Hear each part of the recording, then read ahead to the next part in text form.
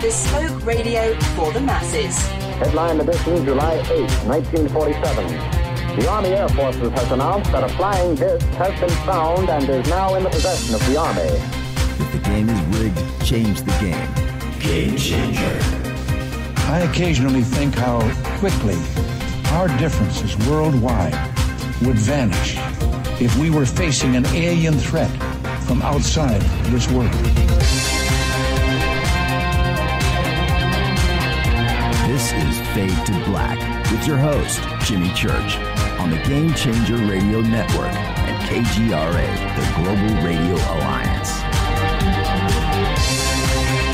I need your help to get to the year 1985. You're listening to Fade to Black with Jimmy Church on the Game Changer Network.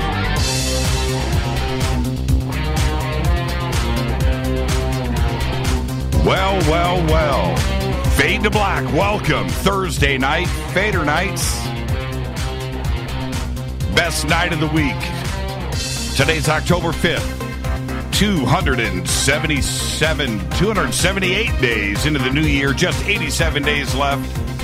We are live from a bunker somewhere in downtown Burbank, California.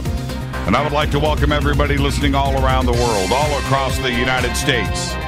Hither and thither, to and fro, back and forth, up and down, east and west, north and south, far and near. This is Fade to Black for KJCR, the Game Changer Network, and KGRA, the Planet. I am your host, Jimmy Church. What is cracking, everybody? How you doing? It is Thursday night. It's another Fader night with Jon Rappoport and his No More Fake Newsroom Live. Followed by open lines all night long. The call-in numbers are 323-825-5045 or 323-275-9695. Now, I'm looking at the phone lines. I haven't even opened them, and they're jammed. So, kick back. We got a lot to do before we open up the phone lines. All right? If you're calling in now, you're not going to get to the head of the line. It's not going to be that kind of party. But I do want to hear from you. We've got a lot of stuff going on out there in the world. You can follow me on Twitter right now at JChurchRadio. Okay? At JChurchRadio. Now, I say this every Thursday night. Twitter's jammed up every night of the week with us, but Thursday night is a special night. It's open lines all night long. The show's all about you. So, follow me on Twitter at JChurchRadio, and then use the hashtag F2B. That is the sandbox. We use TweetDeck here. It runs automatically right in front of me. I got all of my columns, and they're clicking by right now. So that's what you want to do. At JChurchRadio, hashtag F2B. Okay, we use TweetDeck. Use TweetDeck. It makes life really easy. It's a whole new Twitter world for you once you start using TweetDeck. Also, 2 chat rooms. We have the Spreaker chat room. We have the KGRA, the Planet chat room. Both of those are active and right in front of me, okay? So if you don't deal with Twitter, you don't want to, that's fine. You can visit one of our chat rooms, okay? So welcome, everybody. It is Thursday night. I am in the chair. We've got and had a very, very busy week here on the show. So there's lots to talk about tonight. I love it when we get to Thursday and open lines. Tomorrow night, I will be over hosting Coast to Coast AM. Once again, sitting in for George Nori on a Friday night, which means open lines tomorrow night, all night long as well. I'm going to open the show tomorrow night with Damon T. Barry, and he's going to be my only guest tomorrow night. That's what I do on Friday nights over at Coast. Some nights, no guest at all. Just open up the phone lines. But we're going to do that tomorrow night, Damon T. Barry. So come over and hang out with us and try to get in. Nothing like a fader knot when they call. You know, it's pretty cool when I'm over at Coast, you know, because I do so many nights in a row here on Fade to Black. And then I'll go over to Coast, and inevitably, I've done this a few times, I slip up and say, we'll be right back. This is Fade to Black, right? Well, but then there'll be the fader knot that calls in and says, go Beckley Teppy. You know, so that's pretty cool over at Coast. And then also the Coast listeners, you know, the Coast listeners, Coast Insiders, and the regulars that do make it in on the phone lines over there. that say that they appreciate Fade to Black. So that's really, really cool. So it's just kind of like it just continuing the Fade to Black week and then going over and hanging out, doing open lines over there. So there you go. So where do I go with that, right? We do so many shows, and it all just blurs together, right? It just all blurs together. And I swear, going over to Coast because the microphone is the same. I take my own headphones, and I'm drinking River Moon coffee, and I've got the same kind of. It's just like I don't even know where I am sometimes, but it's pretty cool until you hear that, that bumper music, that Coast bumper music kicking in the beginning of the show. It alerts me where I'm at. All right. So tonight, Thursday night, open lines, 323-825-5045 or 323-275-9695. We'll get to the calls in a moment. Don't forget to follow us and like us, YouTube, subscribe, Facebook, YouTube. Everything is over at jimmychurchradio.com. Any questions or comments during the show tonight in Twitter, use hashtag F2BQ.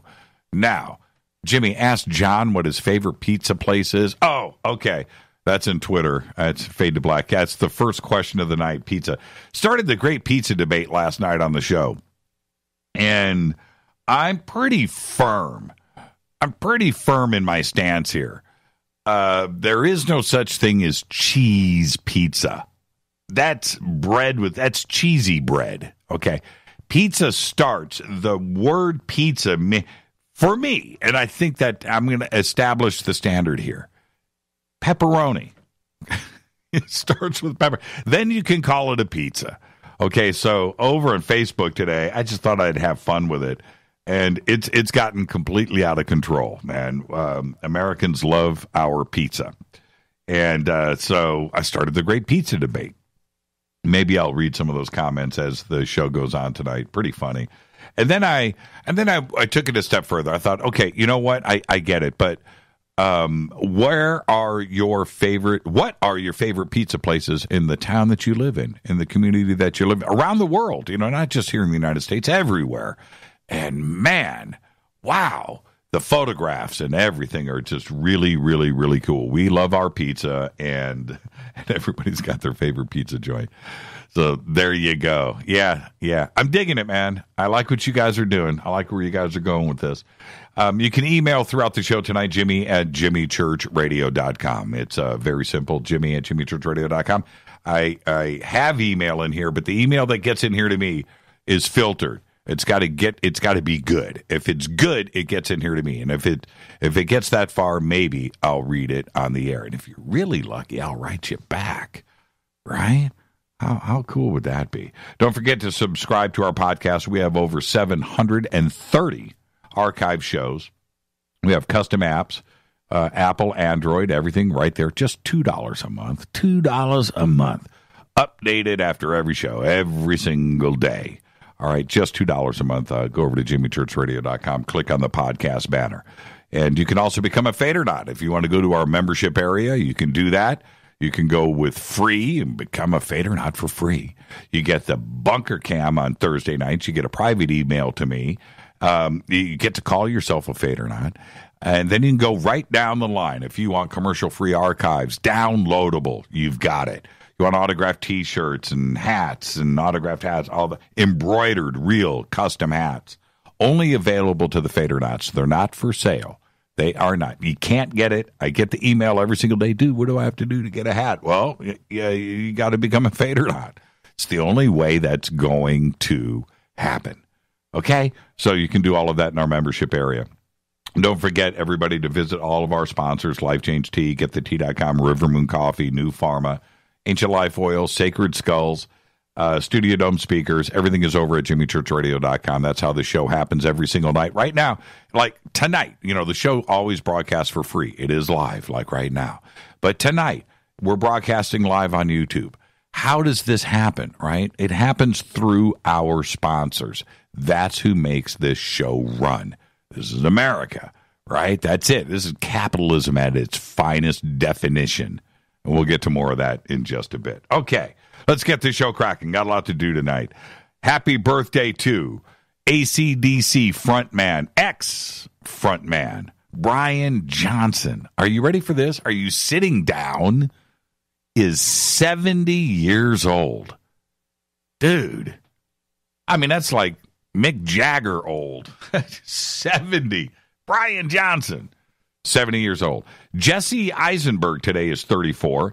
He made the list because of his film American Ultra. He's pretty good, pretty solid actor, but American Ultra was really, really cool. Kate Winslet today is only 42. I thought she was much older than that. I don't know why. Maybe it's her name. She sounds older and dignified, but she's only 42. She's a kid. Neil deGrasse Tyson today is 59. Save the email. I like Neil. I do. I like Neil. Bob Geldof today is 66. Now, how can Brian Johnson be older than Bob Geldof by 4 years? Right? That doesn't even make any sense. All right. Our dead guy's birthday today, the one and only Bernie Mac. Love Bernie. 1957 to 2008. Died at the age of 50, pneumonia. Had a very strange, weird, uncurable, unknown disease. And that's another story there. But he died of pneumonia. And a true original talent, always made me laugh. And he won the 2002 Television Critics Association Award for individual achievement for comedy for his show, The Bernie Mac Show. Love Bernie Mac. Happy birthday, Bernie. I hope you're listening. On this day in history, OTD, it happened. It went down in 1986. The Iran-Contra scandal unravels when Eugene Hasenfuss is captured by troops of the Sandinista regime in Nicaragua after the plane in which he was flying was shot down. He then confessed that he was shipping military supplies into Nicaragua for use by the Contras, an anti-Sandinista force that had been created and funded by the United States. Most dramatically, though, he claimed that the operation was run by the CIA. There you go. Man, that thing blew up, didn't it? Fader fact, in 2015, President Barack Obama made it legal for Americans to own asteroids. Yeah. And mine them. Yes. And keep anything you get when you mine the asteroid out there in space. Now, a couple complications here. First, you got to claim it, which you can do. But then you have to get there with the equipment. And then you get to mine it. Then you got to get back to Earth. But if you pull all of that off, you get to keep what you find. Seriously. It's law. That's right. Tonight's another Fadernight with Jon Rappoport, and there's no more Fake Newsroom Live. The call-in numbers are 323-825-5045 or 323-275-9695. I'll open up the phone lines in a bit, so just be patient. So today, this is the point where I clear my throat with some River Moon coffee. Truly the best coffee in the world. Fade to Black blend. Because I got to get warmed up. Because today I got an email from someone calling himself Archangel Michael. Yeah, something that you can't make up, but okay, fair enough. Archangel Michael. And it was in response to the video that I posted yesterday on my Facebook page showing the recently released 360-degree spacewalk. Now, this first ever panoramic video shot in space by the crew of the International Space Station. It's a 360-degree video, and it was produced by RT, Russia Today, in collaboration with the Russian Space Agency and their leading spacecraft producer, Energia. Now, the video itself is pretty cool because you can control it.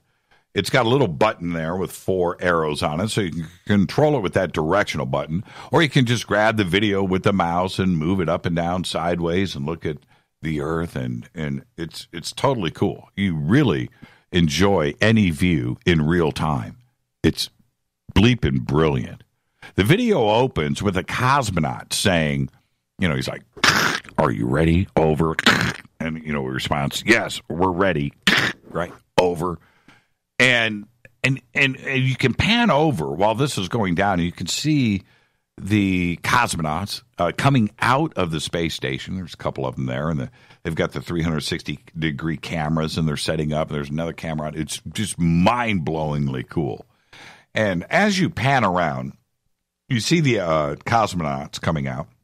And when you do that, right, you're looking, you can look at this, you do whatever, but below you is the Earth, man. It's just rotating, just coming around nice and slow. It's beautiful, majestic.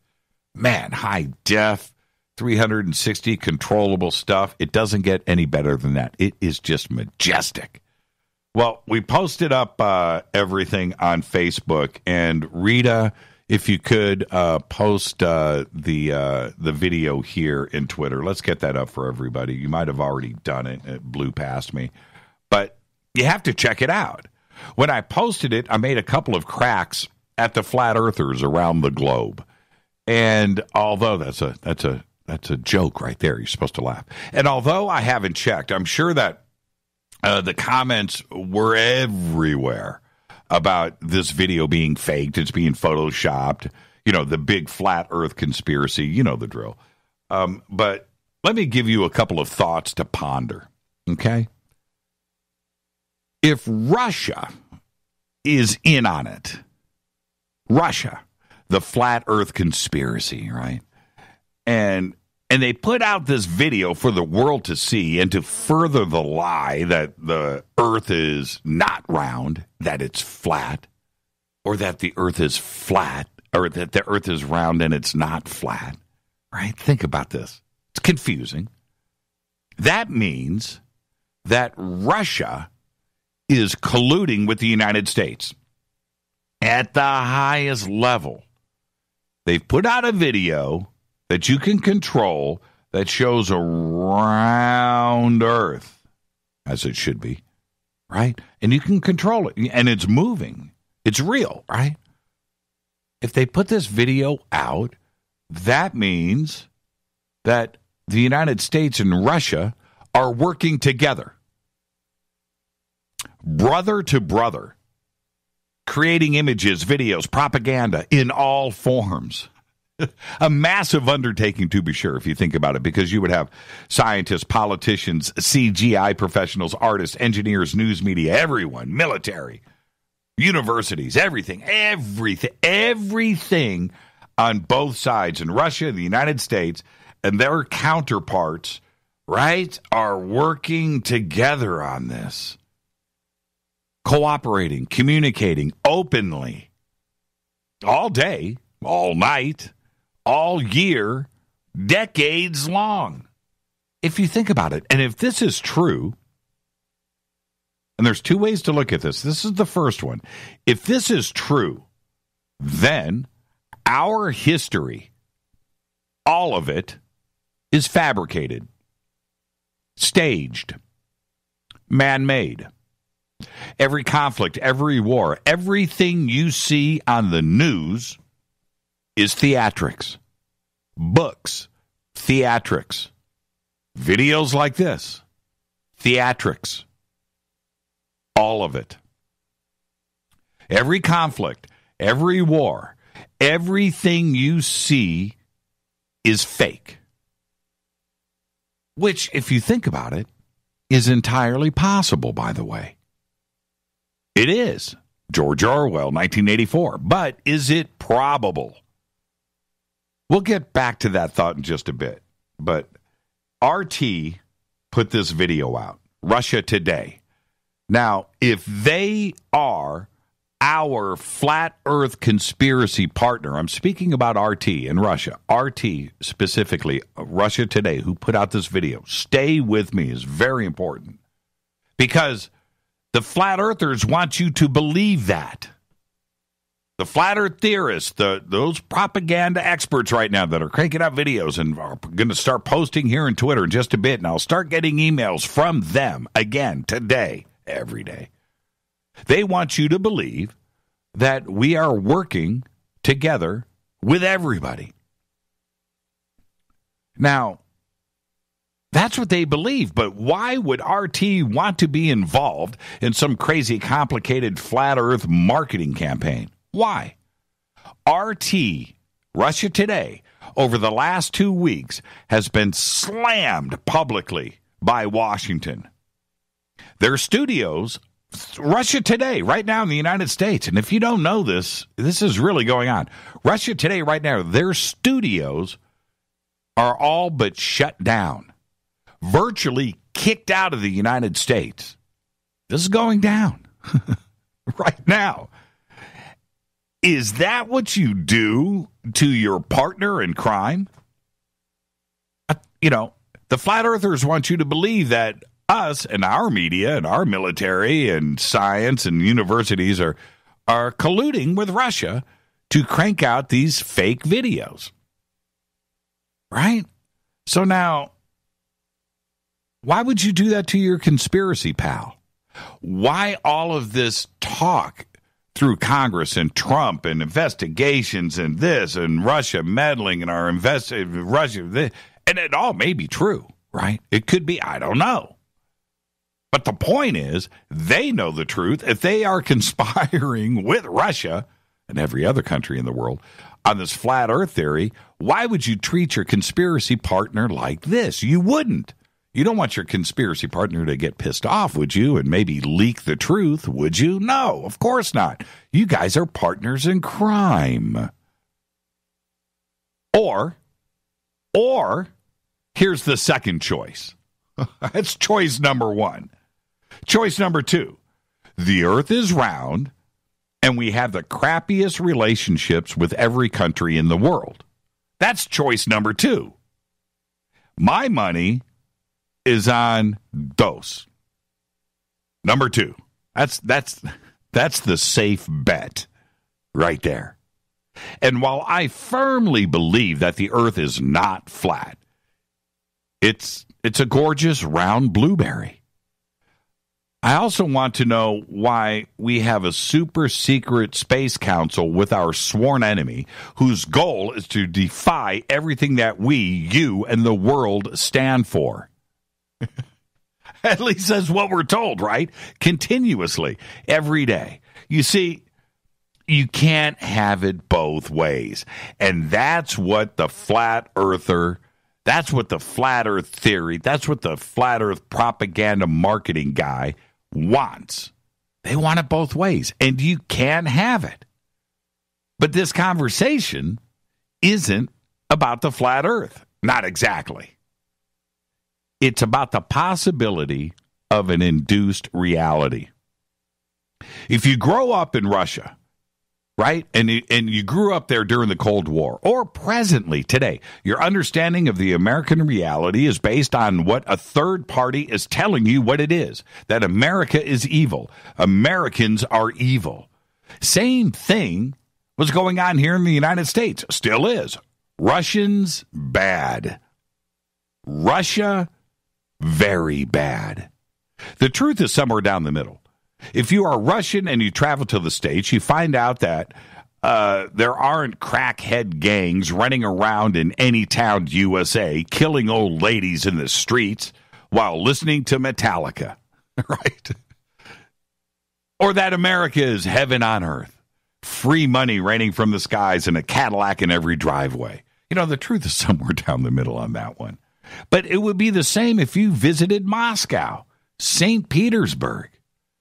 You know, you're going to get there and you're going to find out as an American that it's not the evil gates of hell that we have been told for decades. You might even enjoy your time in Russia. Russians visiting here might even enjoy themselves here in the United States. Have you ever been to France? Have you been to Japan, South Africa, Brazil? Your induced reality will change completely once you visit. Guaranteed, you're going to get there, and it's not going to be what you have been told. It's just not whatever it is, right? Think about the propaganda machine in North Korea and what that government has been able to pull off there. Why? Nearly 100% of the country has never left. They've never seen the world as it is. They've never read real books, documentaries. You know, forget the U.S. Can you imagine how their paradigm would shift if a North Korean just walked 30 miles and visited Seoul, South Korea? It's 30 miles away. That is induced reality. And it's the same thing with the flat earth theorist. They want to influence and induce this flat thing. And some people are buying into it. All of it. The conspiracy of it. Why do people believe it? It's simple. Induced reality.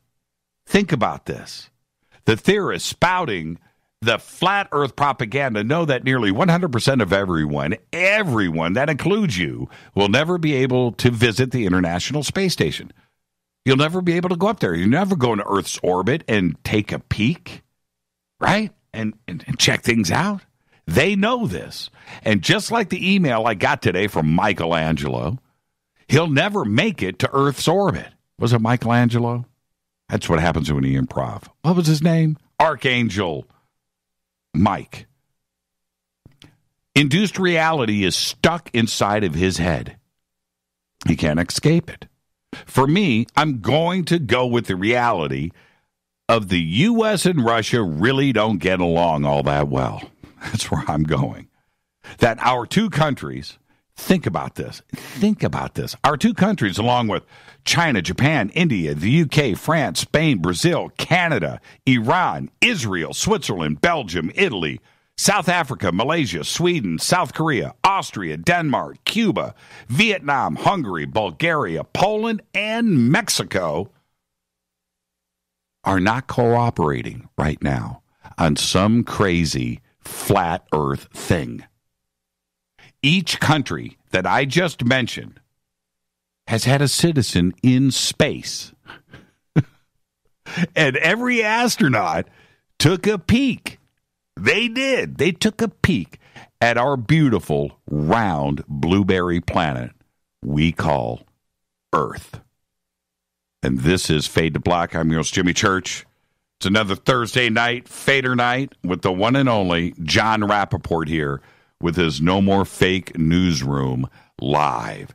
So I'll be right back. Going to take a quick break, come back with Jon Rappoport, and then we're going to open up the phone lines. 323-825-5045 or 323-275-9695. This is Fade to Black, Fadernight on the Game Changer Network and KGRA The Planets. I'll be right back with Jon Rappoport. Stay right there.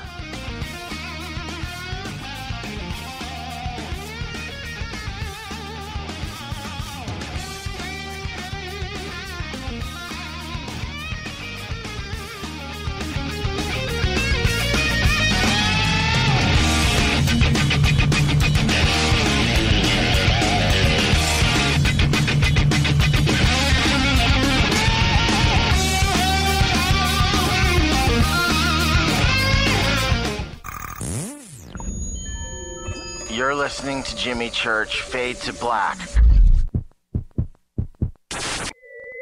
Fade to Black will now pause for alien identification. The station that talks the net. KGRA Radio. When you take the beans from Central America with dashes of Indonesian and African mixed in and then roasted to the dark side of Fade to Black, you create the ultimate brew of fringe. Introducing the Fade to Black blend from River Moon Coffee. Yes, River Moon's darkest customized roast was created for the love of Fade to Black. The alchemy of masterful roasting and smoking the beans is in every sip of this full-bodied, dark Java. I need my coffee dark, deep, with distinct bittersweet chocolate highlights, just like the bunker. Leaning further into the darkness of the roast is Fade to Black blend from River Moon Coffee. Just click on the banner at jimmychurchradio.com and use the promo code F2BBLEND for 15% off of your order today. Go Beckley Teppy. Hi, folks. Let's wind the clocks back 60 years. Food was different.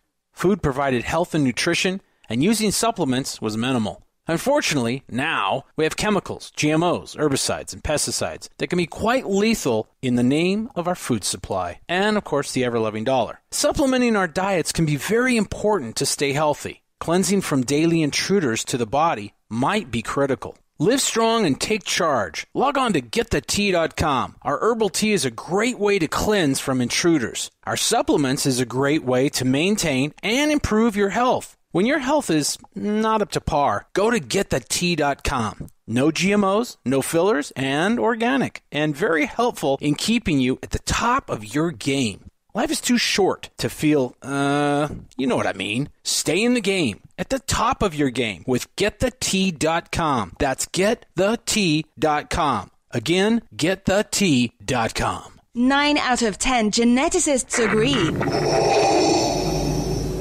Fade to Black is not your father's radio show on the Game Changer Radio Network and KGRA, The Planet.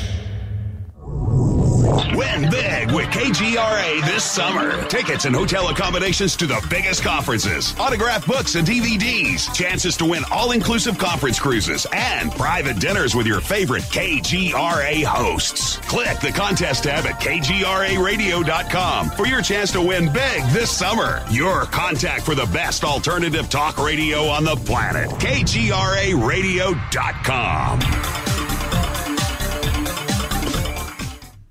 Hi, this is Rob Reiner from Anvil, and you're listening to JimmyChurchRadio.com. What's up? I'm Chris. What up? This is Kyle Massey, and you're listening to Jimmy Church Radio.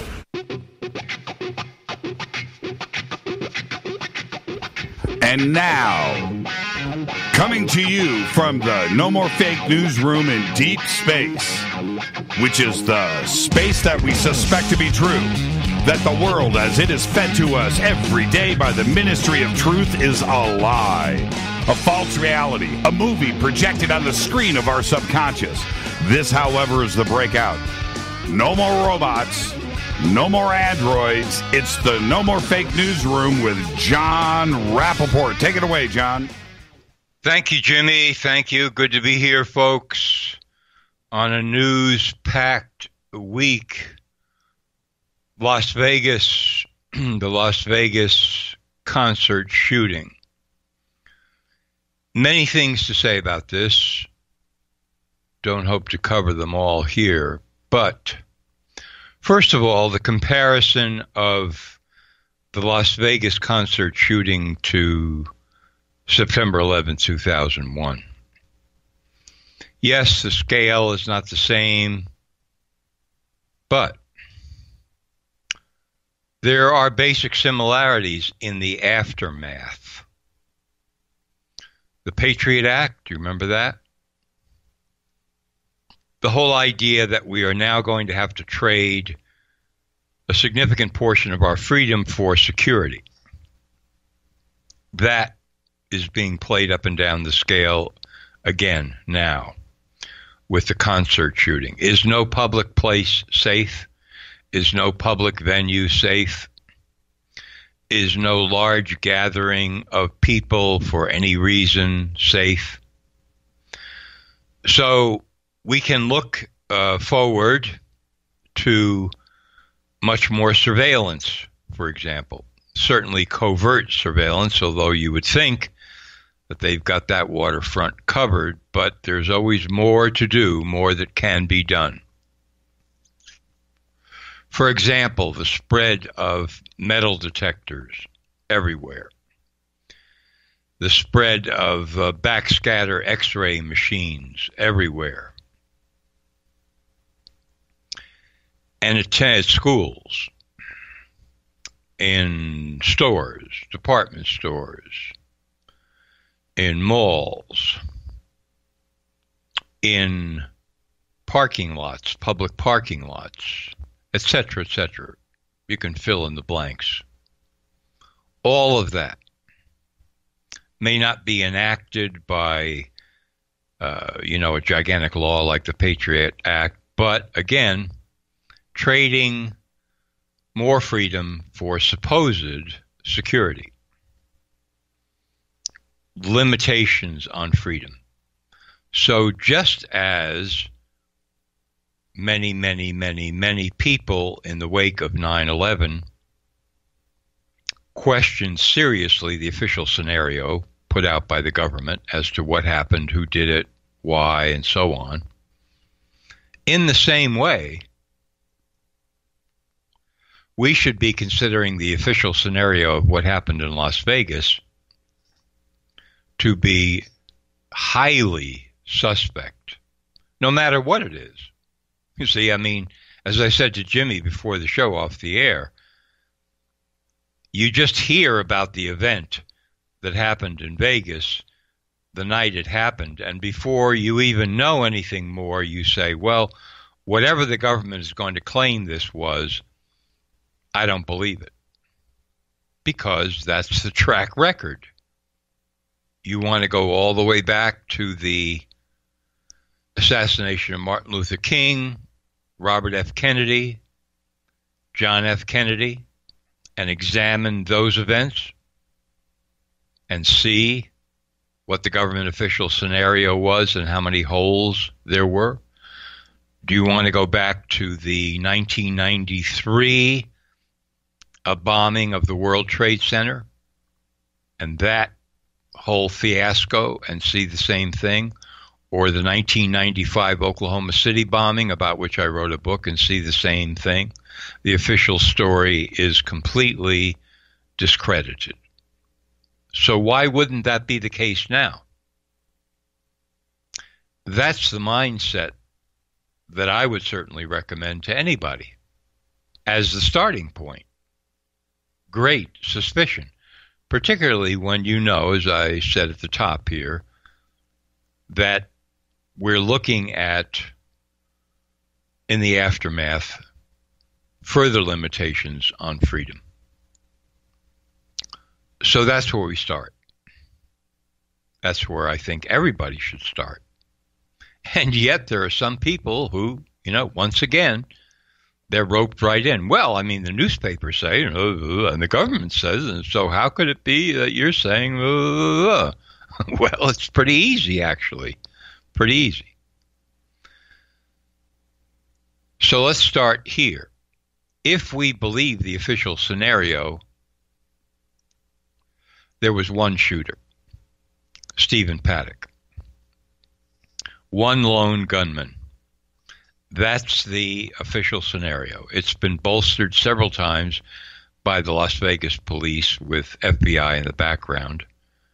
We are satisfied there was one shooter, period.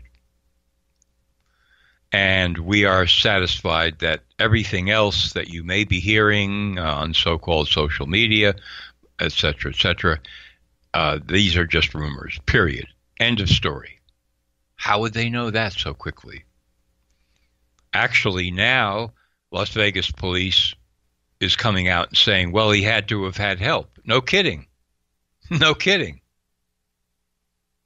And if he had to have help, you can take it a step further and say, let's look into the possibility of multiple shooters above the concert, the country music concert, or at the concert in Las Vegas. Let's look at that.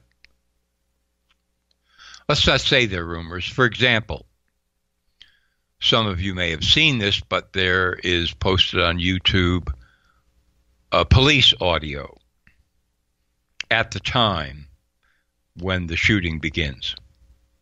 And you can hear several different police officers talking about multiple shooters. That's what they're talking about, multiple shooters. Of course, that goes away when the authorities take over the investigation and begin having press conferences. And people say, well, at the beginning there's always a lot of confusion and so on and so forth. Yes, that's true. But nevertheless, when trained police officers, several of them are talking about multiple shooters, that is a cause for concern. That's not something you just throw out and say, well, we're now rejecting that. Based on what? Based on nothing that we know of. How do you eliminate that as a possibility when your own people are saying there are multiple shooters? There is, by now, a fairly famous so-called taxicab video of a female taxi driver in her cab parked at the Mandalay Bay hotel where the shooting supposedly occurred. Around the time of the shooting, either just as it begins or as it picks up again.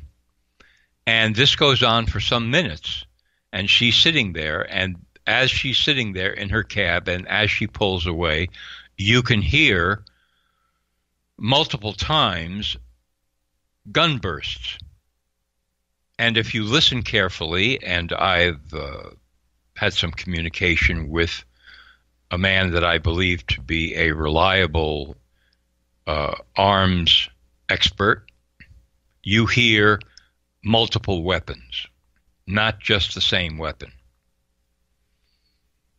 Do you hear multiple weapons simultaneously? That's harder to say. I'm not sure about that. Some people say yes, some people have doubts. But nevertheless, multiple weapons at least open the door to the possibility of multiple shooters. They open that door. Then there is the very provocative YouTube video of a woman and her husband inside the Bellagio Hotel, a different Vegas hotel, around the time of the shooting. And she has obviously her cell phone, and she is walking around in the lobby of the Bellagio, where there are many people standing and gathering, talking, not doing anything, not walking through the lobby. They're just standing there. And she is saying that shots were fired through the glass of the front door of the Bellagio, that the hotel is now on lockdown. Nobody can leave, and you can't go to the casino floor. She is saying that when the shots broke out, her husband and she fell to the floor, and her husband covered her with his body. At one point, it appears that she and her husband are trying to go outside. Either it doesn't look like the front door of the hotel. It looks like some kind of large, maybe outdoor balcony or patio or something, courtyard.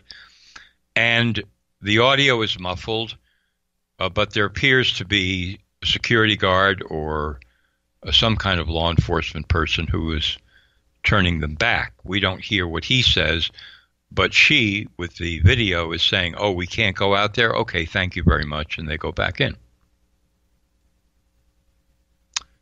What are we to make of this? This would not just be multiple shooters at the Mandalay Bay Hotel. This would be multiple events of shooting around the same time. No coverage by the press, apparently. I posted this video yesterday at No More Fake News, and I was told soon after that it was taken down from YouTube. Taken down. On what grounds? I don't know. Fake news? They decided, somebody at YouTube decided it was fake news. I mean, yes, anything is possible. You could say, well, any video is fake if you want to just say it's fake, or that it's telling a fake story. But there she is for 6 minutes or so with her husband walking around the lobby of the Bellagio. We found another link and reposted it. That's another very provocative thing. Now, we are also faced with the incredible story of Stephen Paddock. There are many aspects that are rather incredible, but I'll focus on the Mandalay Hotel itself.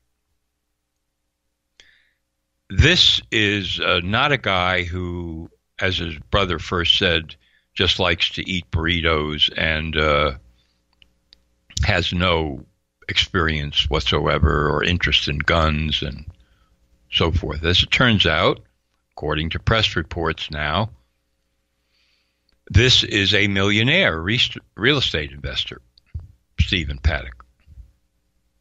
Can do anything he wants with his life. He's a well-known gambler in Las Vegas. And when you're a well-known gambler, that means you're gambling for lots of money.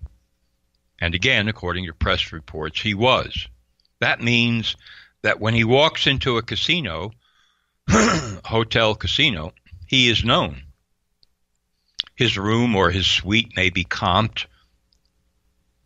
People there have a very deferential attitude toward him. They know him. They recognize him.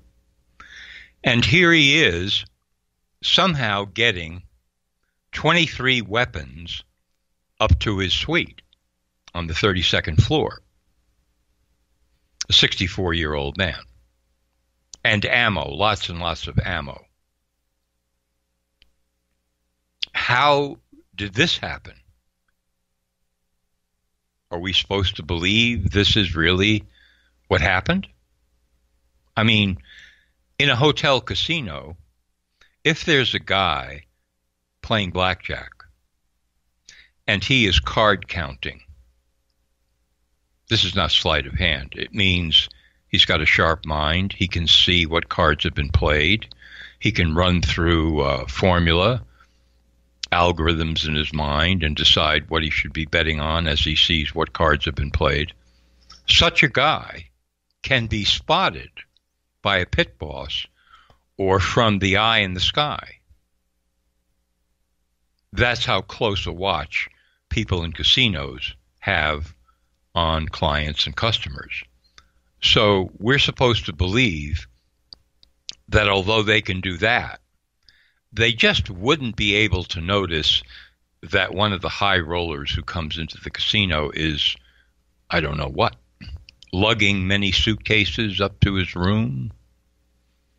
What happens when the maid shows up in the room? Or does he keep a sign on the door for 3 or 4 days? I am told that in some occasions, hotel personnel, this would be in general in Vegas, visit people's rooms when they're not there as a kind of a spot check, because there are millions of dollars there in the casino, in the counting room, and millions of dollars being played with and for on the casino floor. Security is a major, major concern in these places. But yet, hey, nobody noticed anything, nothing happened. It all went down like that. And why would a man like this take 23 weapons up to his hotel suite? Why should we believe that? He certainly wasn't going to use all of them, so what were they for? Why would he take the risk of being noticed doing something unusual when he wasn't going to use or didn't need the weapons at all?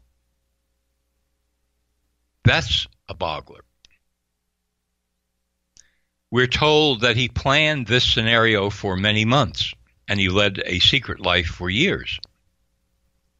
Now, we do know that he was taking Valium,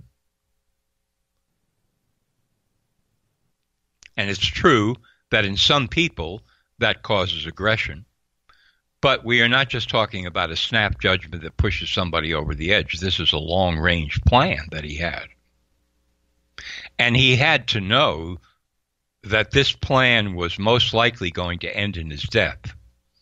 I don't care if he had an escape plan, as one story is reporting now.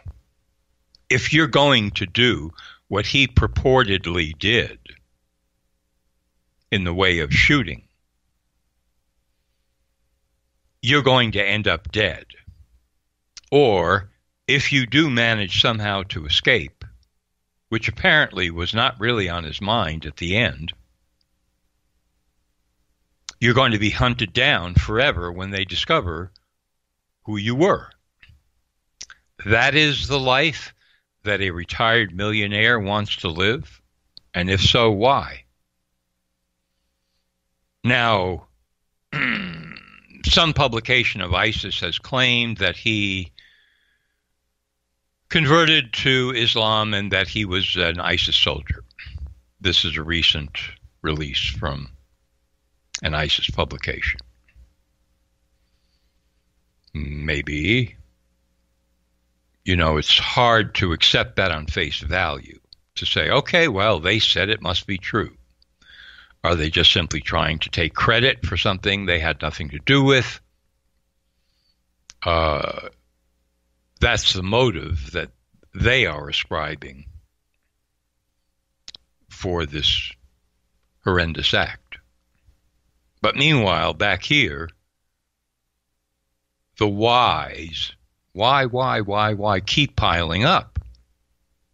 Was this some incredibly elaborate plan by a retired millionaire to end up in, quote, suicide by cop? That's a tough one to swallow, too. So therefore, the entire scenario that we are being fed about the room, the suite, the 23 weapons, the little video cameras that he had installed, the 2 broken out windows, possibly using multiple weapons, and so on and so forth. All of this comes under suspicion. I mean, all of it. Was he really the shooter, or was he a patsy who was somehow recruited and set up, who may have fired some shots, may not have fired some shots? That comes under suspicion as well. Because once you begin to go down the rabbit hole on this, and you begin to see, well, look, if there's multiple shooters, for example, then we're talking about a plan that involves more than one deranged individual. Now we're talking about serious conscious intent and purpose for a cause, for an outcome, for consequences to develop from the event. So much to cover here, not enough time, but we do have at least one witness, maybe more, who is talking about seeing a shooter or shooters on the ground at the concert, who was mowing down people. What are we to make of that? Well, the Las Vegas police makes nothing of it, and neither apparently does the FBI. They are just simply discounting all of this. But multiple shooters, again, and you see my suggestions here of that possibility, implies way more than crazy man does insane, horrible thing. And the door must be left open on the possibility of multiple shooters. Must be, for any independent researcher. So, these are some of the factors that are happening now. And I could go into a recitation of the complexity of the conspiracy and operation in the assassinations of Robert Kennedy, Martin Luther King, JFK, Oklahoma City bombing, just to show how devious and multi-layered these plans can be, where what you automatically assume as reality turns out not to be reality at all. But I don't have time for that tonight. But suffice to say, everything here is up for grabs. The suite at the Mandalay Bay could have been staged as a prop. The weapons laid out there after the fact.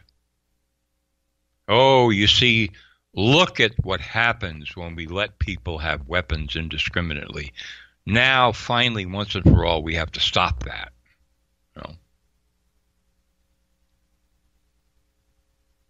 Do not accept at face value any part of the official scenario if you are at all interested in understanding what this story could really be, or if you happen to be a researcher looking into it. Do not accept anything at face value. Okay, that's my report for tonight. Thank you very much. Jon, well done. I just wanted to ask you before I let you go. What do you make of the leaked photographs? What do you think the real story is there? I think anything like that was leaked. As we discussed before, I think that these were intentionally put out there. Right. To show, okay, it's like, a teaser, a trailer for a movie, preview of coming attractions kind of thing. Look at all of this. And then, after they leak the photos, then they say, who leaked these photos? We're going to find out, and this is a horrible thing, and so on and so forth. Right. That's my take on that. Because they were perfect, right? Sure, yeah. Perfect, high def, in focus, real. And then at the press conference, I couldn't believe it. To have I assume he was the chief of police. I saw some stars on his shoulders, but he goes, oh, and concerning the leaked photographs today, they were real. They were genuine. I was like, wow, what? Right. Just want to make sure that you folks know that this heinous act of leaking confidential photos showed exactly the real thing. You got it? Yep. Yeah, wink, wink, nudge, nudge. Exactly. It could have just said, we're investigating the leaked photographs today and let that go, right? And here's another thing about the photographs. If this guy actually, Paddock, shot off all these incredible number of rounds from an automatic weapon or more than one, where is all the brass? There would be shell casings ankle deep. Everywhere, and hot casings burning holes in carpets. Yes. Who knows where? Where are those photographs? Yep. We see nothing. Yep. I thought the same thing. I was looking for shell casings. They should have been bouncing off of every piece of furniture, right? I mean, exactly. Look, I'm not some firearms expert, okay? I am not. I can't claim that. But I have shot a few weapons, and I know what a hot shell casing does and what it feels like, and they would have been melted into the carpet, right? I don't know. That was just very suspicious to me to have those leaked. And the other thing is, if they were, let's suppose for a second, we've got 1 minute. Let's suppose that they were actually leaked, and we buy that part of the story. Then they know everybody that was in that room. They know every agent, every officer, ATF, FBI, Las Vegas police. They know who was in that room, and therefore they know exactly who was taking pictures and who leaked the photographs. Right? There isn't any question about this. There isn't a reason to mention it in the press conference. Exactly. It's kind of weird, the whole thing. And one last. I want your comment on this. The guy, no contact with the police, squeaky clean, gambler, whatever, but no affiliations anywhere, not posting anything on social media, is making this big, bold statement, and it's going to be a martyr, I guess. I don't know. But, allegedly kills 59 people, but he doesn't fit any profile anywhere, and he's not leaving his mark, his legacy out there, right? He just shot himself, and then it's just over. It doesn't make any sense, does it? No, 0 sense. This is, if you presented a script like this for a movie, somebody would say, well, we got to find out, who this guy is and why he did this, right? It's nowhere in the script. I mean, how can you write a script like that? Right. It doesn't make any sense. It just doesn't. And I don't know how this is the thing, and I want to thank you in advance, but we have had practice with 9/11 on how to tear things apart now, and as the public, and that's exactly what's going to happen with this case. This is not going to just get brushed and swept underneath the carpet. You bet. Thank you so much, Jon. We'll see you next Thursday right here. Thank you, Jimmy. Everybody, start your day at nomorefakenews.com. Okay, that's it. I'll be back. Going to take a break. and open up the phone lines, 323-825-5045 or 323-275-9695. Get ready, get in line. Your phone calls are next. This is Fade to Black. I'm your host, Jimmy Church.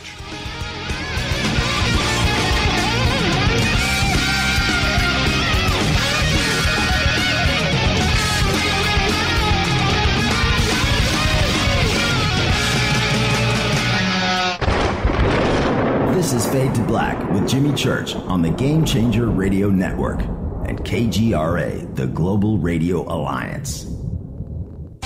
This is KGRA Digital Broadcasting Station, Salt Lake City, Utah, Van Buren, Arkansas.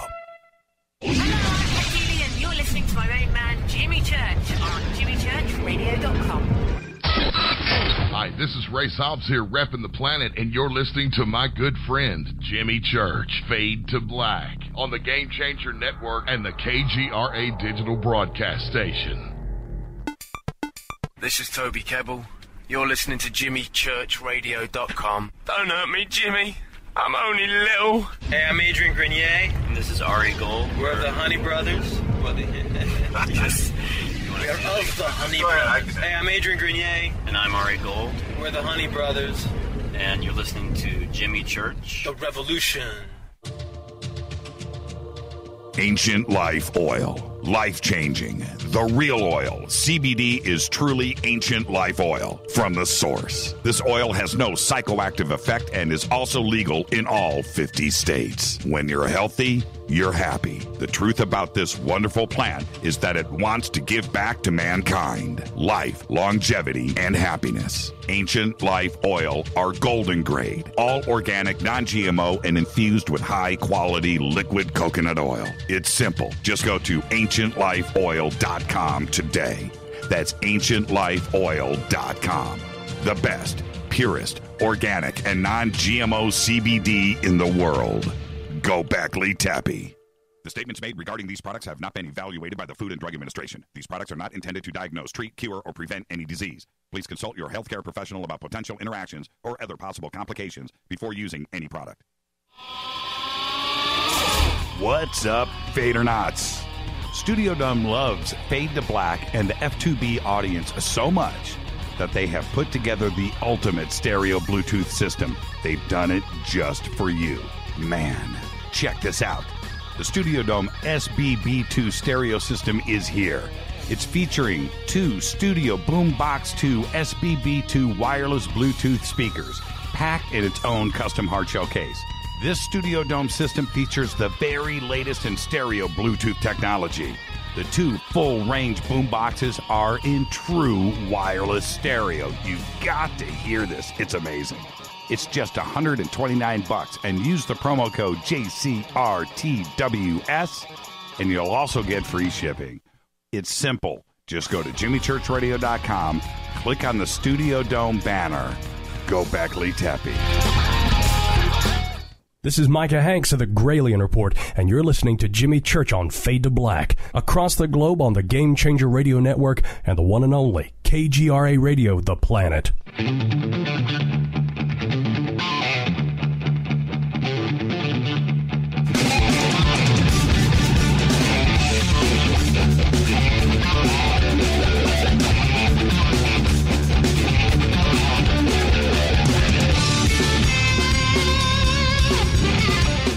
All right, welcome back. Fade to Black. Thursday night, Fader Night. I'm your host, Jimmy Church, on the Game Changer Network and KGRA The Planet. You can follow me on Twitter, @JChurchRadio. Simple enough, @JChurchRadio. Use hashtag F2B for the soundbox. Email is jimmy@jimmychurchradio.com. The phone lines, 323-825-5045 or 323-275-9695. Open lines all night long. We've got lots to talk about tonight. Let's go to the phones. Hi, you're live on Fade to Black. Who's calling? Hey, this is Steve. Hey, Steve. Where are you calling from? I'm calling from Bassett, Virginia, actually. I used to live in Vegas, 18 years, military. Right. And a couple of days ago, just doing a little praying, pondering, what's going on with the nation. And got a little unction. Look up the name paddock, as defined by Webster. That name what it means is a pen to keep animals in. The example it gives is to herd the sheep into the paddock, which kind of blew my mind, because when you look at an aerial view, what you see across from the killing field, i.e. the paddock, is an obelisk dedicated to the god of the underworld, which is backed by a sphinx and a pyramid, yada, yada, yada. But what really got me was Mandalay Bay. Now that is in the shape of a broken cross. So if you put it all together, you have a guy named Paddock at the foot of a broken cross killing the sheep in the paddock for, what is it, Osiris? Right? Yeah. The god of the underworld? Well, no, I don't know. Okay. I understand the symbology there. And I did see, Steve, the post that were going around about, his the definition for his last name. All of it intriguing and interesting, and the Fadernight. Well, the reason I called in for that was because it's a conspiracy show. You want to step out and get a little bit different, and right. Right. But here's the other thing: being there for 18 years, I had family members, friends, all with gambling problems. Now, here's the problem with a gambler: if they got $5 in their pocket, that's the $5 they need. This guy has $100,000. He's a gambler. He's an addict. That's what they keep pushing. He's got $100,000 worth of equipment in his room, and he doesn't think to pawn something off so he can have one more pull at that machine? No, he sends $100,000 overseas? No, that doesn't fit either. No. And I watched the video. Yes. I watched the video of him entering the room. Yep. And he didn't seem like a kook. He didn't say, "Oh, this is where it's all going to take place." He didn't say, "There's the killing field." He just showing there's the big screen. He was doing what probably you and I would do if we went into the room. And I'd like to say, everybody's calling in. So much stinks about this stuff. But here's my theory. And the guy I would look at would be the police officer that's being hailed right now as a hero. And I say this because you got a billy club. You're not armed. You're going down the hallway to a room. You don't know if there's 15 guys in there or what. And you're going to stand in front of the doorway? No, you're going to get on the radio, tell everybody in the hotel, the security staff, "Hey, this is the room. I need help." No, this guy goes up to the door. I don't know how many shots were fired, and he gets shot in the leg. Now, think about this. How about he was the one in the room with the guy, just theorizing. Mm-hmm. He takes the guy out, does the shooting, pops a cap in his leg, and plays Ocean's 14, and waits for a gurney, a warm blankie, and a little cup of water to get out into an ambulance, probably never to be seen again. You know what's I don't know. Yeah, I know. And you spent and thank you for the phone call, Steve. You spent 18 years in Vegas, and I've been to Vegas 100 times, if not more. A lot. I've been to Vegas a lot. I went there every single week, every other week for 7 years. So do the math. Now, right. The interesting thing for me, if I strip everything else away, everything out of the picture, except for one thing, Vegas and security. From the moment that you pull up, you don't carry especially you've got a valet that swarms you. Absolutely. Right? And especially if you're a high roller. Yeah, let me finish though, Steve, and then I'll let you comment really quick. But from that moment, you are catered to, right? They grab your bags, everything goes on the cart, everything goes in. You don't touch your stuff, it goes up to your room. You're not carrying bags. Now, that's right. Somehow, and we have not only the 23 weapons, right, assault rifles, But you have all that ammunition. You have the tripods, the sights, whatever else that he was, taking up there with him, the video equipment and computers, all of that stuff had to have been carried by an employee of Mandalay Bay. Not one person ever suspected the weight and the amount of bags. What does a guy need to have? And I'm just picturing here. Okay, let's say it's 2 rifles per bag. So dude's showing up for a weekend of gambling with 15, 20 bags that are heavy, that are clanking. Nobody says anything. There's that point. But also the video surveillance of those bags getting taken out of his car, put on a cart, and, I can see the valet dudes going, dude, I hope they tip me because this crap is heavy, and he's got a lot of it. That's what's going through their minds. So where is all of this? Forget about everything else. Forget about the broken windows. Forget about forget about all of that. Just the basics of the basics. I know.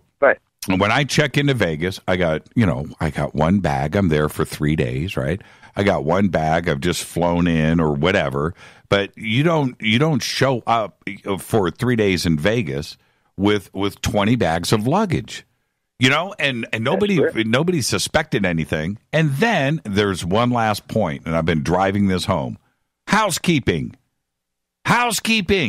What they didn't see, nobody saw. You go into his room to make his bed, and he managed to stash 23 weapons, thousands of rounds of ammunition, and everything else that goes along with that. Right, all the paraphernalia. Right.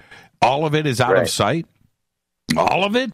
Nobody saw anything. Nobody commented anything.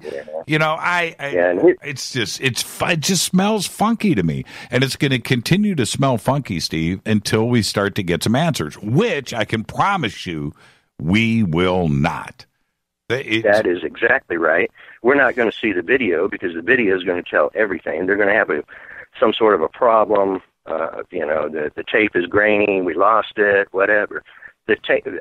Every square inch of that casino is film. Everyone. And so they've got. I can't wait for their answer on why they can't show the video. Yeah. But the maids, they're trained for drugs, for anything that's out of the ordinary, to report it to security. If you put a "Do Not Disturb" sign on your room for multiple days, you're raising suspicion, especially after 3 days. Because they need to go in there and see if there's a dead body. That's right. All of these things come into play. And if everything is on the up and up, they leak these photographs of the inside of the room. And we all know that was intentional. That wasn't some accident. And if it was actually leaked, that agent, who they know who it is, would already be on television. That we fired that guy or that girl, right, for breaking protocol. No word on anything on that. Listen, man, I got a million calls lined up here. Thank you so much, Steve. And you know exactly what's going on. I really appreciate the phone call. Thank you so much. Good night. Have a great night. All right, let's keep it going. And I have to do a couple of clicks. You guys, this is nuts. Hi, you're live on Fade to Black. Who's calling? Hi, Jimmy Church. Hi, what's your name? Are you there? Okay. Very strange. It was there for a second, so let's just go next in order. Hi, you're live on Fade to Black. Who's calling? Hi, this is Ryan. Hey, Ryan, how are you? Good. How are you doing? I'm doing good. What's on your mind tonight? Okay, Jimmy, I know we're talking about Vegas now, but is it okay if I switch directions a little bit here? I just wanted to talk about ECETI and some of the stuff that was going down there. Yeah, sure. Is this Ryan Wenner? Okay. I'm sorry, what's that? What's your last name? Griffin. I'm not the guy who took the video. Wouldn't that be funny, right? Yeah. All right, Ryan, what's on your mind? So, what's on my mind is your experience you had in that circle, and I know you don't want to talk about the details of it, but do you understand what happened with the pineal gland and how it dumped metabolites for you, and you went into a different dimension? Sure. Okay. Yeah. Because I've been doing a lot of studying with some people on that, and like Whitley was talking about the other night, there really are travelers that you can go out and you can do some pretty amazing stuff. Yeah, there's no doubt about that, Ryan. And you should go and check out some of our past shows, like with Jason Quitt. He's a really, really, really great researcher that has that ability. He can go forward and back in time and has. And so you should go, and his website is a really good resource, too, for that, and his books. But we talk about that all the time on the show. I think it's one of the most fascinating parts of, our little supernatural community is that part of reality. Absolutely, man. Yeah, it's great. I'm just now getting into that part. So I actually am a regular listener of your show, and I've heard Jason Quitt a lot. It's exciting for me to see that you finally got initiated into this mystical experience, because it's truly life-changing. Like, you do not look at the world the same way ever again. No, you do not, man. You do not. Yeah. Hey, Ryan, seriously, man, thank you. First-time caller, and welcome to the family. Yeah. Thank you very much, Jimmy. I appreciate it, and I'll look forward to talking to you again. Thank you so much. Yeah, absolutely, man. The ability to travel is one of the coolest. I mean, it's just the ability to do that. Oh, man. Thursday night, Fadernight, 323-825-5045 or 323-275-9695. Back to the phones. Hi, you're live on Fade to Black. Who's calling? Hi, Jimmy. This is Paul from South Carolina. Hey, Paul from South Carolina. Good evening. How are you? I'm doing well. How are you? It's Thursday night, man. Fader night, best night of the week. Absolutely. I just wanted to get kind of back on the subject of the shooting. Today, while I was at work, I noticed on CNN that Republican congressmen were considering making it harder to get a bump stock. Right. Now, correct me if I'm wrong, but the weapons that he was using was completely automatic and did not have bump stocks on them. I see. This is the thing. I had never even heard of a bump stock until this, right? Now, I don't know what to trust in the reporting, and you shouldn't either, right? We just don't know. But now they're talking about the weapons that he did shoot were a bump stock. Now, this is what, just so everybody understands what a bump stock is. A bump stock, which is sold, it's not illegal. It doesn't automate a weapon. What it does is the stock that is pressed against your body, every time you pull the trigger, it resets into your hand to allow you to constantly keep your finger on the trigger, and the bump stock will shake your arm enough to release the trigger, and you just keep your finger tight on it. Now, what's crazy is in the video, when you hear the audio, that thing is just going, right? I mean, that is some rapid fire, machine gun fire. And is that is that what a bump stock has the ability to do? I don't know. I've never even heard of a bump stock, but wow, crazy if that is the case. I've shot several rifles with bump stocks on them, and there's no way possible that you can shoot in a semi-automatic with a bump stock that quick. That quick. Again, I don't know. I don't know. You have that experience. I don't. But that is a frightening, you're saying it's not, right? There's just no way that, peeling off. What was he doing? He's doing probably, 100 rounds a minute or something, some crazy, probably more than that, shooting in, minutes at a time. Have you heard, I've been trying to get this information. I've gotten nothing concrete. How many rounds do you think were shot in those 10, 15 minutes from what you heard? Thousands. Right. Yes. That's what it seemed like to me. At least 1,000. I mean, the only time he stopped was to reload or switch guns. Right. I just like John said in his report in the opening of the show, it seems like that room would be covered in rounds of ammunition, right? Burned into the floor. There's no way that he was leaning that far out of the window to get all the shells out of the fall window. out the window. Right.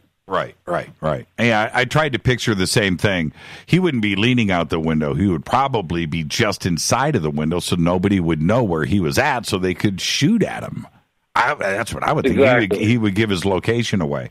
So therefore, those empty shell casings should be inside that room. Lots of them. And I didn't see any of them. It would a expended shell casing, right as it comes out, is it hot enough to maybe melt into the carpet? I wouldn't say it would melt into the carpet. It would, probably sear it a little bit, depending on, the carpet type. But I just, again, I go back to the bump stock thing. I think it's just a ploy to slowly take away things, and before you know it, it's like where's it gone? I don't have any rights anymore. Right. Well, they do this. There's no question that this conversation happens nationwide after some tragedy like this.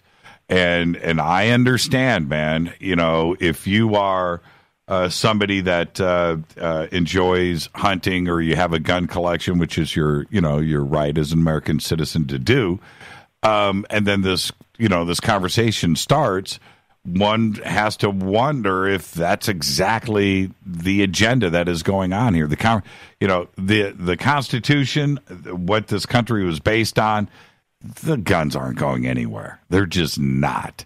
So that's the end of that. It'll eventually die, like it always does. The old conversation, right? Guns don't kill people. People kill people. There's more guns, and I read a fact the other day, and listen, I forget what country it was, but I think it was like Iceland or Greenland or something. Anyway, it doesn't matter. Where they have more guns in that country than we do in the United States. Some crazy. Well, I don't know if that's what I'm paraphrasing here. But, 10 guns per citizen, right? Just some crazy, and 0 shootings, right? So you kind of look at Canada. I mean, everybody in Canada is armed. They're armed to the teeth up there. And how many murders in Canada last year? There's more murders probably in Los Angeles County in 1 week than all of Canada in 1 year. And I'm not for sure on that, but I bet you it's pretty close to being a fact. That's interesting. I didn't know. I don't know either. I'm just guessing here, but I feel like I'm right. Thanks for the phone call. This bump stock thing is a very interesting one. I don't know what to make of that. You guys are posting videos of bump stocks here. We'll maybe get to some of that. Hi, you're live on Fade to Black. Who's calling? Debbie from Sacramento. Debbie from Sacramento. Hi, Debbie. How are you tonight? Hi, doing good. How are you, Jimmy Church? It's Thursday night, Deb. You know what it is. It's a great night. It's a great night. What's on your mind? Well, I want to make, to emphasize your point on casino security. Yesterday, my friend from San Jose was here, and we went up to a local Indian casino here, right, which we frequent from time to time. And he likes to spend a lot of money. He's not a millionaire like this guy was, but he does spend a lot of money. And we literally were sitting down at the first slot machine for less than 2 minutes, and here's the host on him. Hey, how have you been, Mr. Keeley? Because he put his member's card in there. So they knew immediately we were in the building. Oh, we've missed you being here. You haven't been here in a while. Giving us offers, comping our buffet, the whole bit. So, and that's just a local little Indian casino. So can you imagine, Mandalay Bay and this guy, and of course they were tracking his every move. Why wouldn't they? That's a huge money source for them. So that was one point that what you were talking about, the whole security thing, I totally agree on. And the other thing I didn't realize is when Jon Rappoport was talking about that video that was posted at the Bellagio that was pulled down. Right. I was thinking about a couple of videos that I had seen online where supposedly people got, footage filmed of someone shooting from the 4th floor of the Mandalay Bay. And there were 2 different videos, one from a line of sight up top of someone's room, and then another one that looked like it was filmed down on the street, and that might have been that cab driver video. I don't know.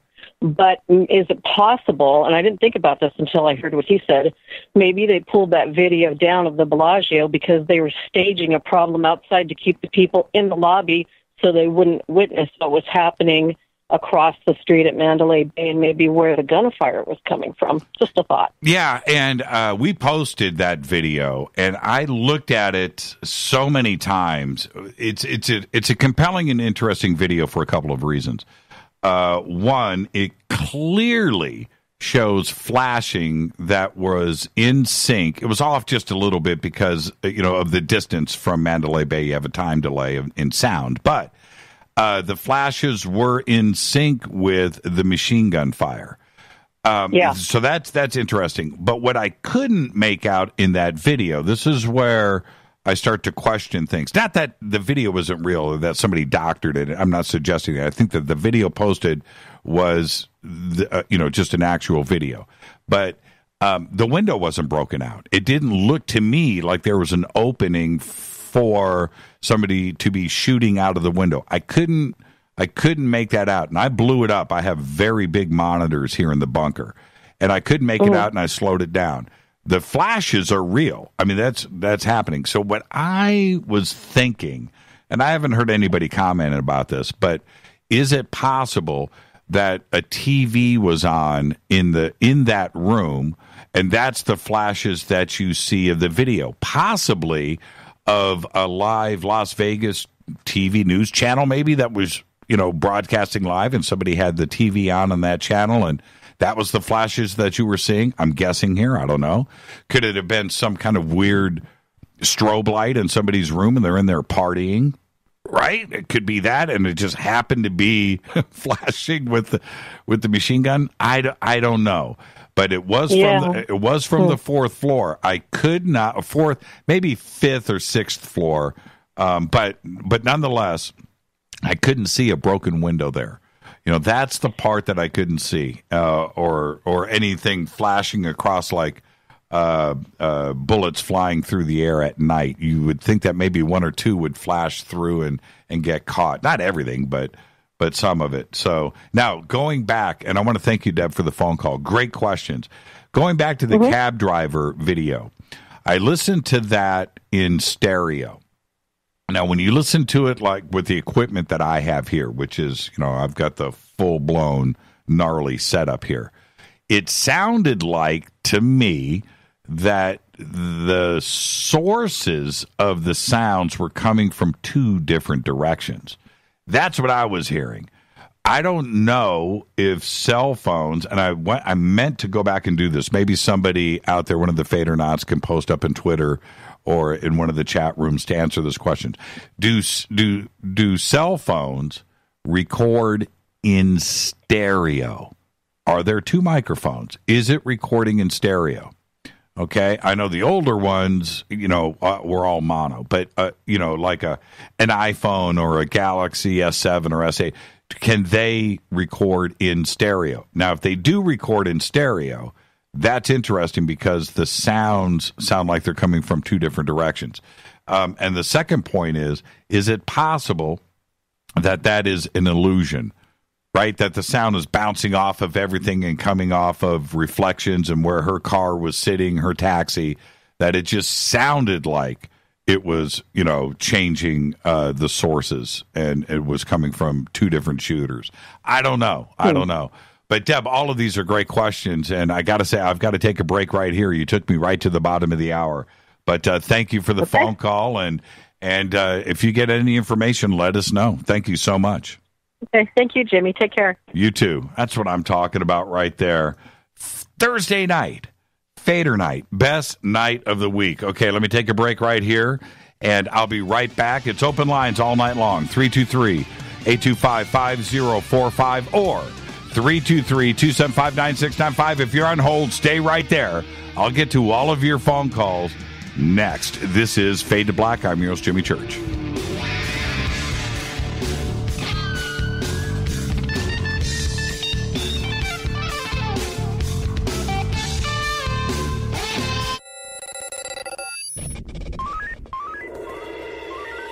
Way out here, we listen to Jimmy Church. You're listening to Fade to Black. Always on the edge of the hottest alternative talk. Jimmy Church with Fade to Black. KGRARadio.com. ¿Qué tal, mis amigos? Yo soy Mario Carson, el tiburón, y los invito para que escuchen a mi buen amigo Jimmy Church Radio. ¡Claro que sí! Hello, Fadernauts. This is Jimmy Church, and I'm introducing New Pharma, a company whose products are based on science. Human function based on the endocannabinoid system, or ECS. New Pharma firmly believes in this science, and their research indicates that support of the ECS provides the beneficial effects for a healthy lifestyle. New Pharma's science includes relief capsules for pain relief, sleep capsules, which are natural support for occasional sleeplessness. Foundation is support for your ECS, and Fit capsules support your active lifestyle. Just click on the banner at jimmychurchradio.com and use the promo code F2B for a 33% discount on all of their products. Or visit newpharma.com for all of the knowledge on the science. That's GNUpharma.com. Go Backley Tappy. Hi, I'm Matt Ray for U.S. Gold Bureau. I cover the market daily. No matter how strong it gets or what long-term predictions say, you can count on one thing as certain. There will be another crash. It will affect your assets. And when it happens, wouldn't you rather be 2 weeks or even 2 months ahead of the curve? Well, Wall Street insiders have been quietly converting their assets into gold for the last few years. Now it's your turn. Buying gold and silver is easier than buying stocks. With the U.S. Gold Bureau's Investor Guide, it's free, and you learn how to buy precious metals in or out of an IRA or 401k retirement plan. Your investment's shipped directly to your home and is 100% insured and guaranteed. You control your investments and shelter them against the stock market, politics, and unknown threats. Act while your dollar is still worth something. Call U.S. Gold Bureau, 800-885-GOLD. U.S. Gold Bureau, 800-885-GOLD, 800-885-GOLD. Call today. You listen to us, and we listen to you. And so does the CIA. KGRARadio.com.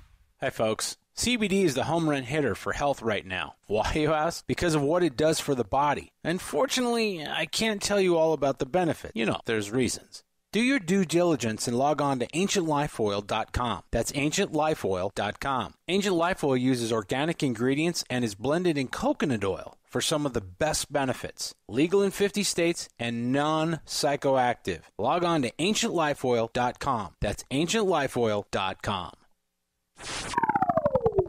You are listening to Fade to Black with Jimmy Church on the Game Changer Network. Oi, oi, I'm Reese Evans. You're listening to Jimmy Church. This is Revolution. The revolution will not be televised. The revolution is on radio. Ciao.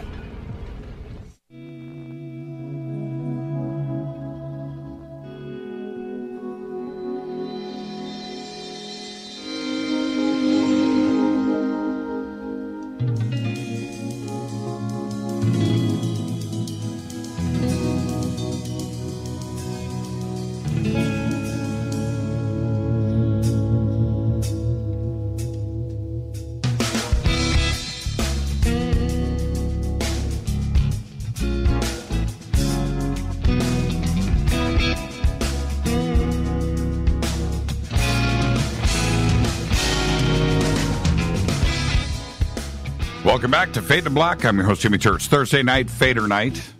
Open lines all night long. 323-825-5045 or 323-275-9695. This portion of the broadcast is brought to you by Life Change Tea. GetTheTea.com. Just use the promo code FADER, F-A-D-E-R, when you order. You're going to get yourself some free shipping.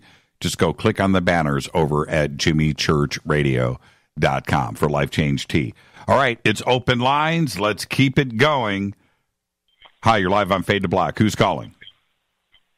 Hey, Jimmy, it's Les from Texas again. Hey, Les from Texas again. How are you?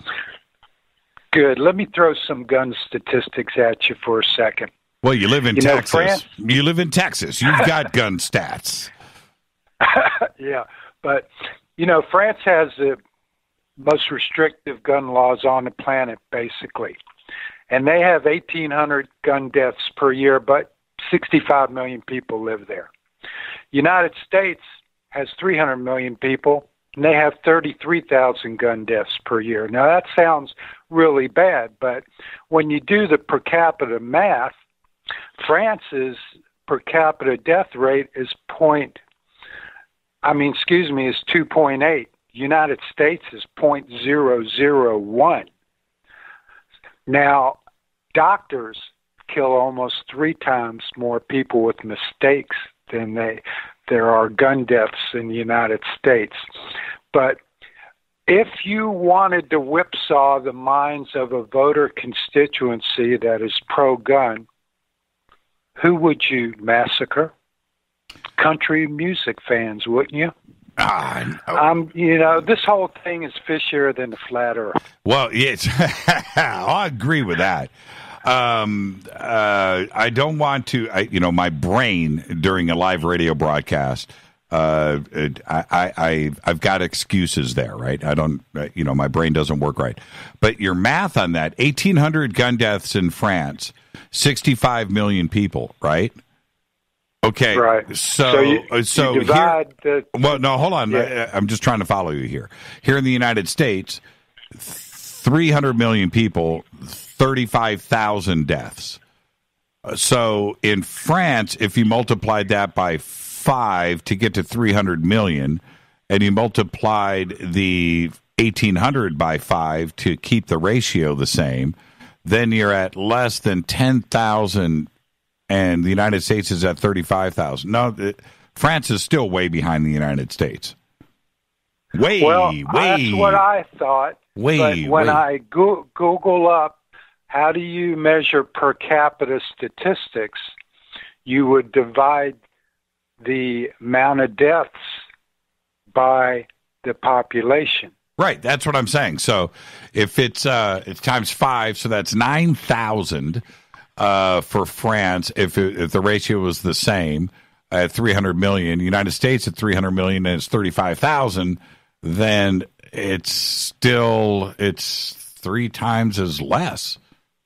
I would think, again, look, man, I have no PhD. Okay, so yeah, you would think so, but run your calculator and just divide 1,800 by 65 million, and then divide 35,000, or I did 33,000, the stat I pulled, by 300 million. And when you do that, U.S. comes out less. But let's throw all that stuff away. Okay. Over 100,000 people are killed by physicians' medical mistakes per year. So, what I haven't heard a lot of people talk about is, like I said, if you wanted to whipsaw the minds of a voter constituency who are pro-Second Amendment, that's one of the biggest out there, country western fans. That was so obvious to me, right? I mean, and it's a harsh way of looking at it, right? But if you're going to go at a constituency, go there. And man, let's just hope that's not the case, right? Because that goes into a dark zone, and this case is already, it's a tragedy, number one, but it's already just funky. Dark. It's just funky. It's dark, funky. Yeah, it is. Les, thank you for that, and you watch Twitter after your phone call tonight. Go watch Twitter. Somebody's going to get those gun stats up for us. All right? Yeah. Thank you so much, good. Les. Thanks. Have a great night. Another great phone call. Let's keep it going. Hi, you're live on Fade to Black. Who's calling? Hi, Jimmy. This is Cindy. How are you? Hi, Cindy. I'm great. How are you? I'm doing okay. Go Beckley, happy. Absolutely. This is just the craziest stuff going on the last few days. I've been watching some of the videos about the brother of the guy, the shooter in L.A.? Have you seen any? I'm sure you have. Yes, I have. Seen some of the interviews? The one thing that really struck out for me was when he said something about there is absolutely nothing that would point us in the direction of him doing something like this. And if he could do this, then we're all in trouble. And I went, oh. And it reminded me a little bit of what you said last week about Mr. Ted, the Unabomber. Right. Which I had never heard before you said this last week, being part of MK Ultra. And you went and read about it and found out that it actually was true, and you went, holy crap. Well, holy crap. I know, this right? This guy who lives out in the middle of nowhere, nobody's bothering him anymore, blah, blah, blah, goes out and does this kind of stuff. Right. Didn't make any sense back then, and this today isn't making any sense now. And with all the stuff you're talking about, too, because I've never been to Vegas, but just hearing about what you've had to say and all the security and the stuff I've heard before, none of it's adding up. And go it ahead, could be Deb. something like that. Right. And see, I'm really surprised and a little disappointed in our conspiracy circles, to be honest with you. I'm a little disappointed in some of those great minds out there. Yes, I understand. That nobody has brought up the possibility of MK Ultra here. The guy is 63 years old, right? So that puts him smack dab. And he was brought up in a family where the dad left the mom. He was an awful father, blah, blah, blah, blah, blah. Bank robber. The brother. Right. Okay. And they were bad kids on the street, sort of, which is what MK Ultra goes for. I don't know why that this hasn't been, you're right about this, too. Well, here you go. We're part of the conspiracy circle. Here you go. I know, Deb. Thank you for the phone call, by the way. And thank you for raising this point. Hopefully enough people are going to listen to this and then go and start to look into that aspect. And too, all those freaking guns, that's a bleeping big load of guns to bring in there. And I right now living with it. I'm Cindy from North Carolina, but I'm in Atlanta now. Moved in with my buddy who is a gun enthusiast, one of the nicest people, and I would trust him. I could trust him as far as I could throw him, was not far, and but I know what 23 guns rifles looks like. Yep. There's a pile of them in the other room. Right. You can't not see this. You cannot carry this. It's there's no way those things got into that hotel without somebody knowing about it. This is the other point, though, Cindy. Yes, exactly. But you need the other part of those guns. It's called the ammunition.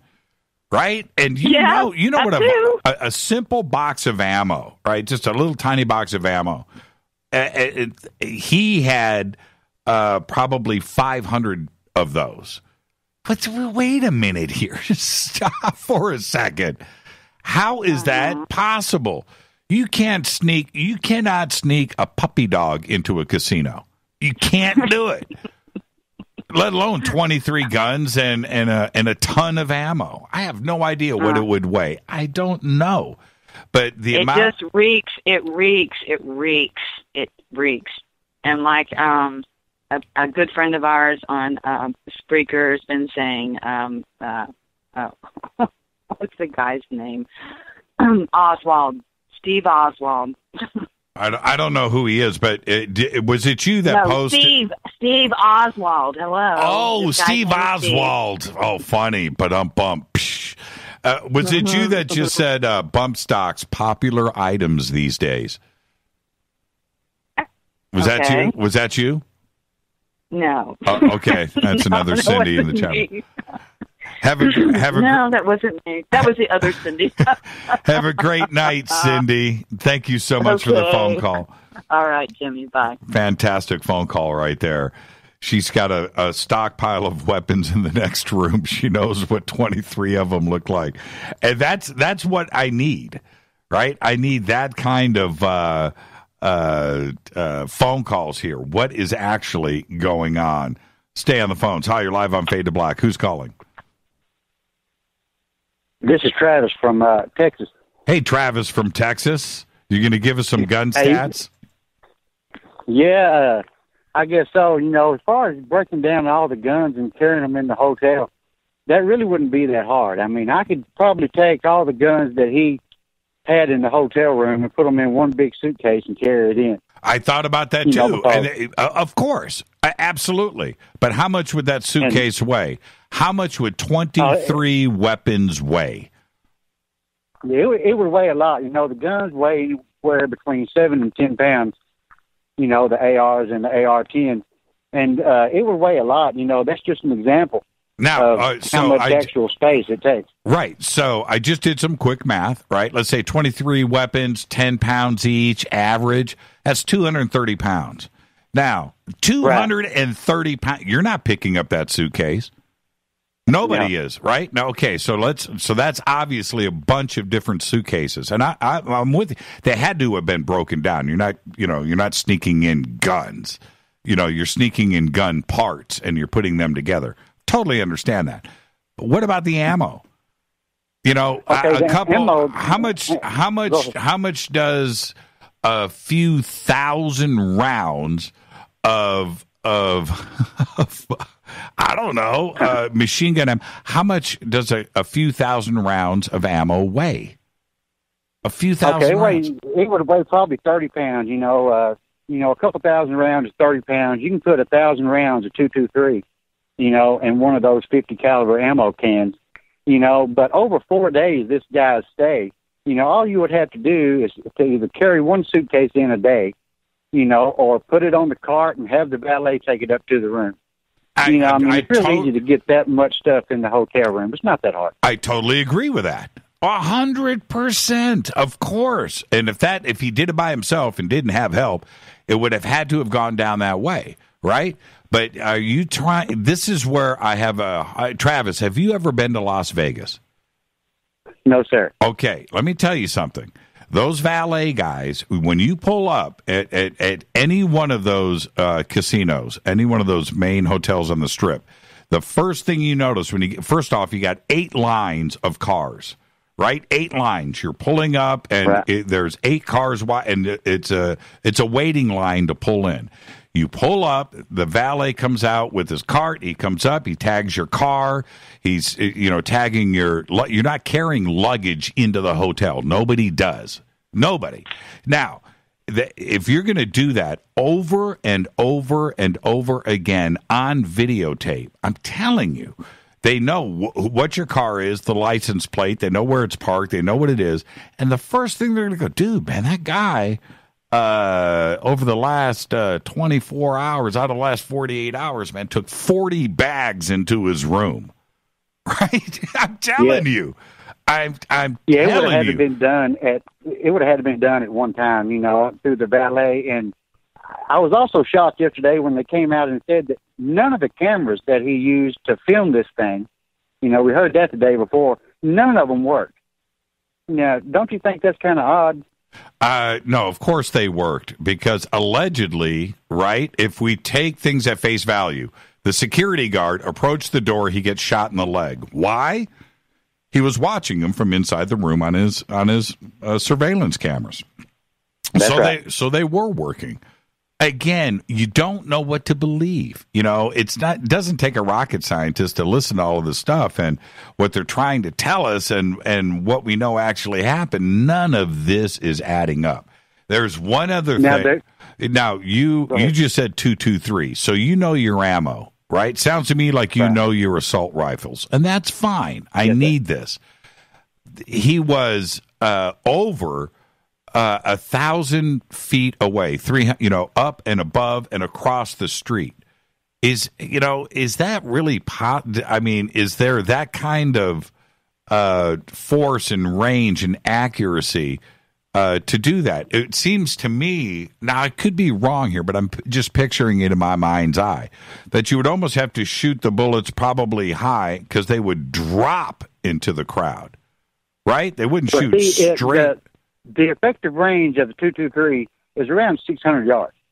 650 yards. And if I decide to sight one of my weapons in at 600 yards, then I just dope the scope. Is what they call it. I just make adjustments to where my crosshairs are sitting at 600 yards. Right. All that could have been done before he showed up. You can't fire a bump fire stock, the first time you try it. That takes hundreds of rounds of practice to be consistent with it and to be effective. It's not the stock. The bump fire is a technique. The stock just facilitates and helps you do the technique. But the bump fire is a technique that's been used for years. Did the sound of the shots in the videos that you've seen, we've all seen them, does that sound to you like a bump fire? Yes, because it was erratic. Now a regular machine gun, the time, on it is going to be consistent. The time between the rounds until the gas tube starts filling up with carbon. Right. And then you adjust the timing on the front of the machine gun to pick the rate of fire back up. Now, the rate of fire that I heard on camera, it was pretty consistent, for the first 19, 20 rounds, and then it become erratic, and then it would kind of pick back up. That is classic, somebody that's not completely familiar or doesn't have enough practice with the bump fire stock. So, to me, now I'm not some trained guy, right? I'm not some SWAT team special ops dude. I'm not making those claims. But I do have a good set of ears, and that was pretty rowdy, consistent shooting. It was just, it just seemed like it was long and never ending. And when I looked at the clips that were in the shots of his hotel room, those are your typical extended, banana clips. Wouldn't you have to have one of those big, heavy 100-round mag, those tubs, those big things? Wouldn't you have to have that? Or belt fed or something? Drums, I don't know. Yeah. Travis? Right, you need the drums. Yeah, I'm here. Okay, you dropped out. Is it possible to have something belt fed? I don't know. No, there's no way it was belt fed. The 100 round, he had, a couple of the magazines, they hold 80 to 100 rounds. Even the straight ones, they're straight, and then they have like small slants on the side that hold an extra, 20 or 30 rounds, along with the center, line. So, maybe 80 rounds, is kind of all I heard. Then there was a pause and a reload. Right. And you have to be familiar with the sounds. You had the sound of the gun firing, you had the sound of the guns hitting flesh, and then the sounds of the, hitting concrete and hitting structure. You got three different sounds, and the gunshot is the last sound you hear. You're going to hear, so once you work that out and kind of get the cadence down and the timing of the fire, it was one gun at a time, I think, and it was 223, maybe some 308.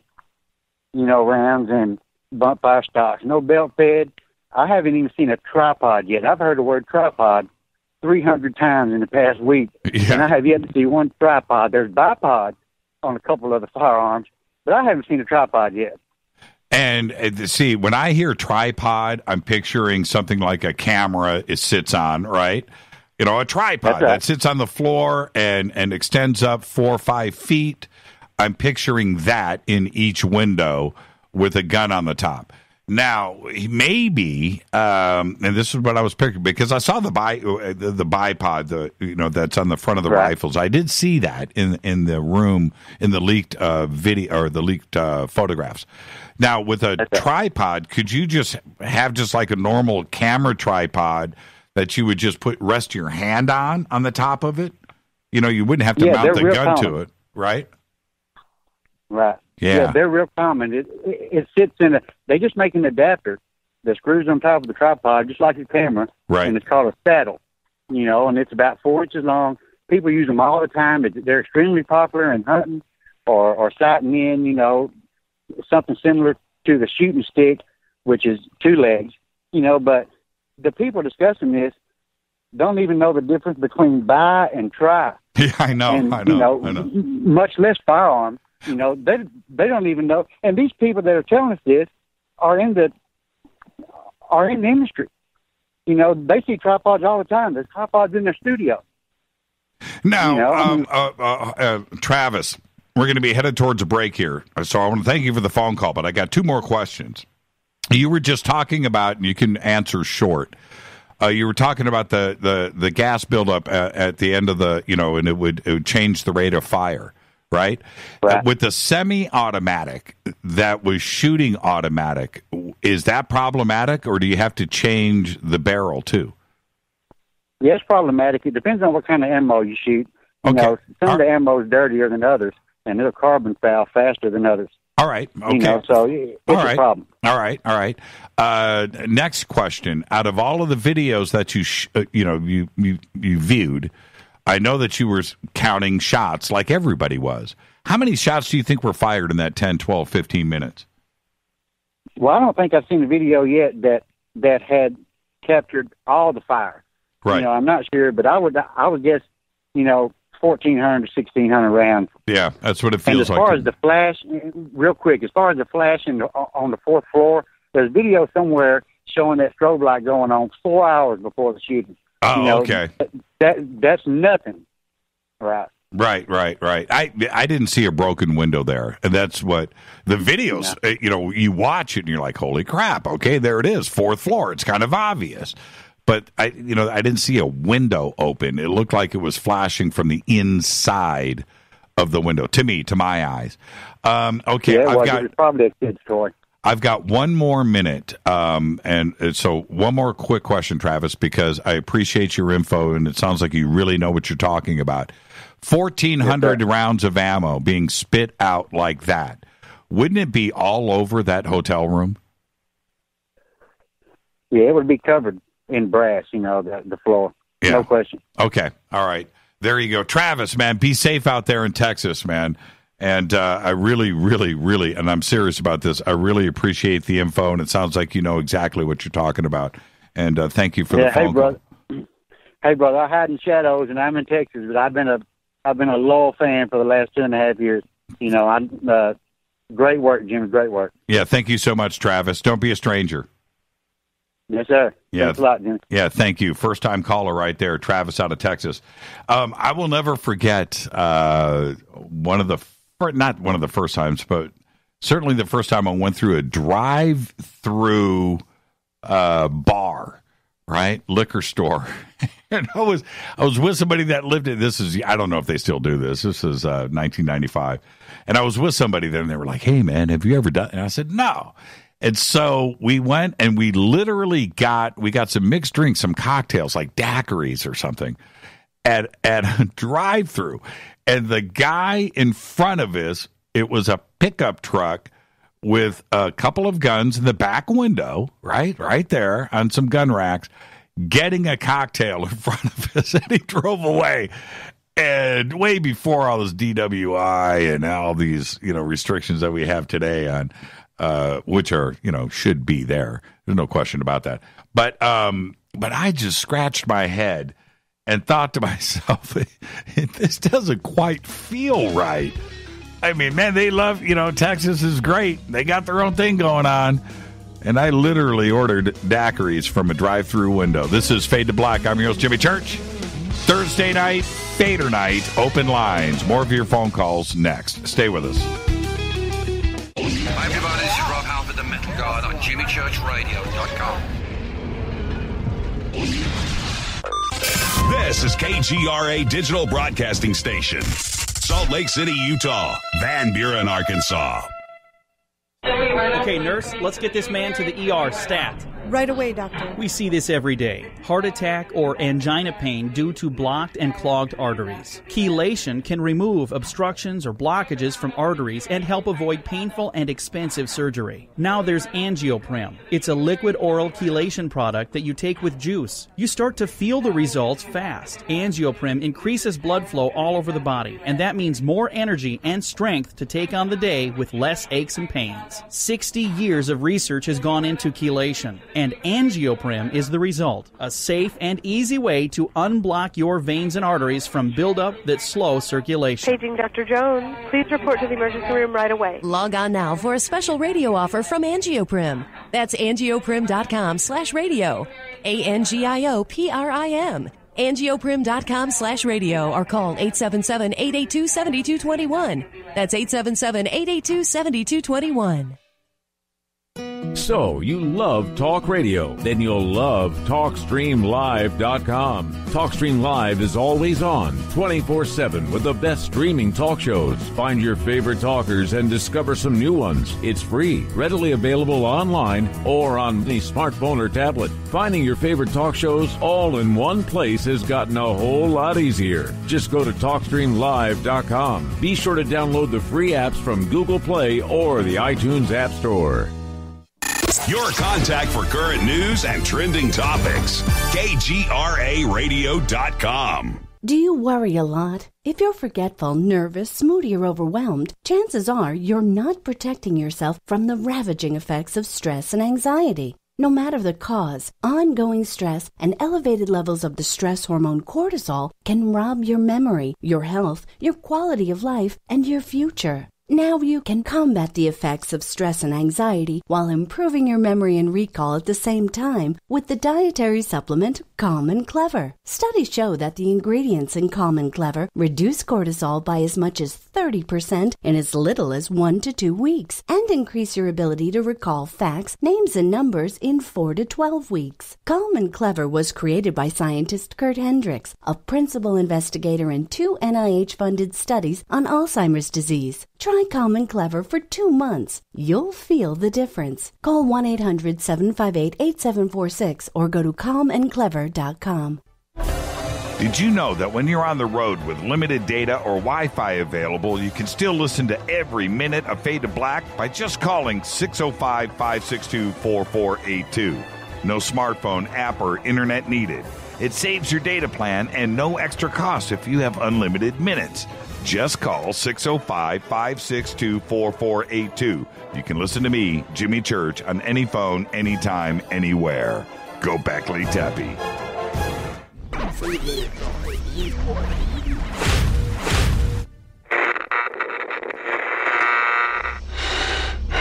You want to know a secret?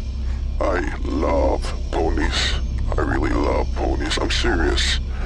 I couldn't stay sane without ponies to brush. Why Fade to Black? Because you never got that pony, damn it. This is Fade to Black with Jimmy Church on the Game Changer Radio Network and KGRA, the Global Radio Alliance.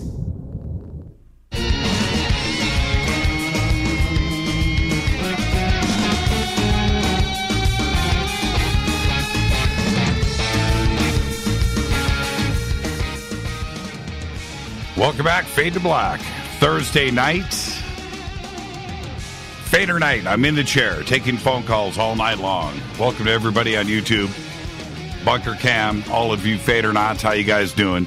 Open lines all night long, 323-825-5045 or 323-275-9695.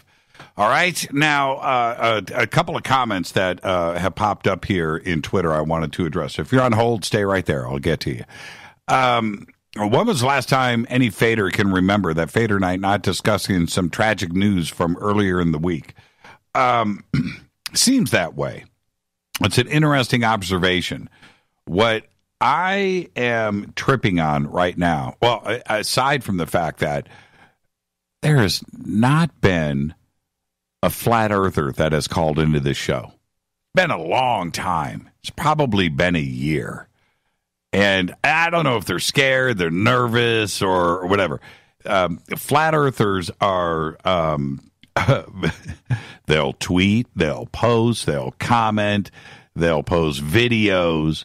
But I don't think, it takes a lot of courage to come onto a show like this and say, hey, you know what? Even here, where we have an open mind. I just posted in the chat room earlier, flat earthers welcome here, right? And I see the comments, right? But no, nobody wants to call in. You can't call in and say that the earth is flat. You just can't do it. I don't think if a flat earther, watch me on the cam, flat earther calling in, cell phone in hand, right? Okay, the earth is flat. They're laughing on the other end of the line. They're not being serious, They're not. They know the earth is round. They just want to try to stir the pot and try to be troll-ish, on Twitter or the chat rooms or whatever. It's really a funny thing to experience. Anyway, back to it seems the way that this is playing out to me, and if you think about it, and I brought this up with John, we have collectively as a country the experience of what we went through with 9/11.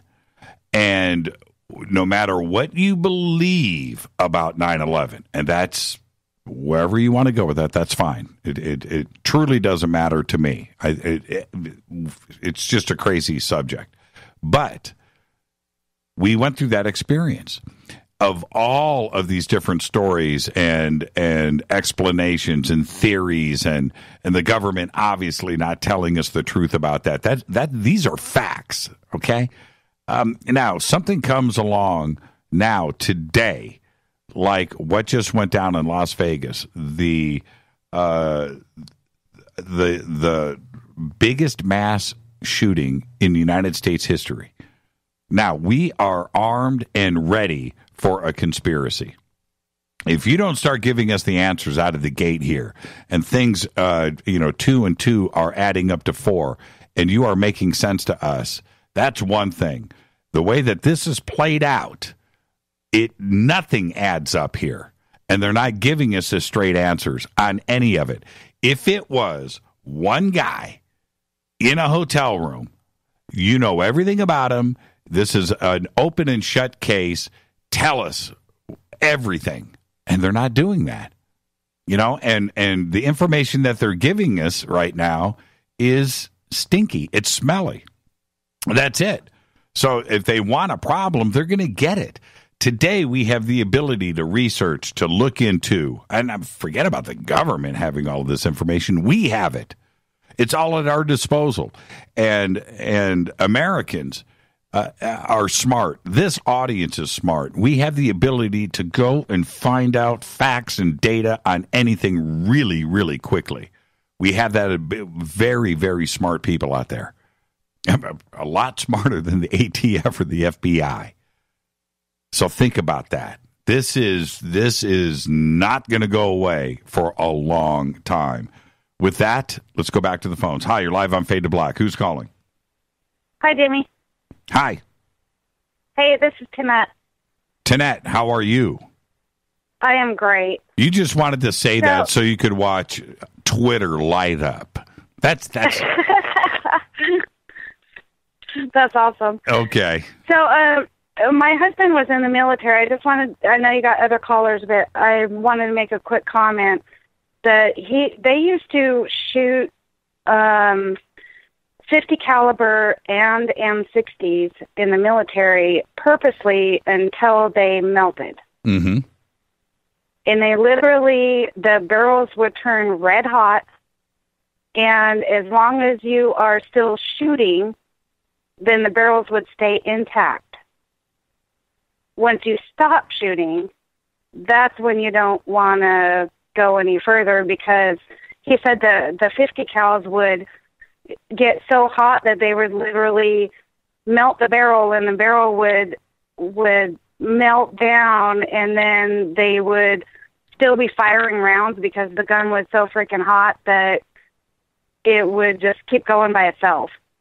That's a very, very interesting point, because you could, and I understand, as the barrels would go from, this red hot status to cooling, they would probably change their shape, right? Exactly. The gun itself is hot. I'm wondering about, you're right. It would start to misfire and maybe even jam up. So you would shoot until You couldn't shoot the gun anymore. Maybe that's why he had 23 of them up there, because he was not shooting. He wasn't reloading. He was probably just changing weapons, right? Red hot. That's what I'm thinking. And Throw it then on the floor. the second window that was broken out, he probably already had a setup over on the second window to where when he got the first one red hot, then he just switched over to the second side. Right. And he probably had if he had 23 weapons, then he probably had 10 or something set up and ready to go by each window, right? Clips already in place, ready to go, and he is shooting until it's done. He's not reloading, is he? He's throwing the gun down I don't think so. And grabbing another gun. If you shoot that many rounds out of it and the barrel's red hot, then once you stop and take the time to reload and then get back to firing the same gun, then you're in trouble. Right. Then you're basically, your bullets are going to go wherever. But if you stop, grab another one out of the other window. What do you think, Tanette, and I'm asking everybody the same question because it needs to be asked. This just feels funky, right? Even if you're just not even in our conspiracy circles. You're not. Yeah, it totally does. It just feels weird, doesn't it? Yeah. What do you think? Yeah, totally. It doesn't add up. I mean, anybody with some smarts and common sense would realize that. How is that possible? And the other point, and I'm probably going to discuss this a little bit further here. This is what I don't understand. I don't understand any of it. But if you are somebody that appears to be normal, right? He's an ex-accountant. He's got money. He's buying homes. He's together. If you're out buying homes, that means you're dealing with insurance and brokers and, you're smart. You're a together person. You know what I'm saying? And if you go from appearing to be normal, in control of your life, your finances, you're buying cars, you're together. And then if you slip into this darkness, don't people notice that? Isn't somebody around you questioning things about you?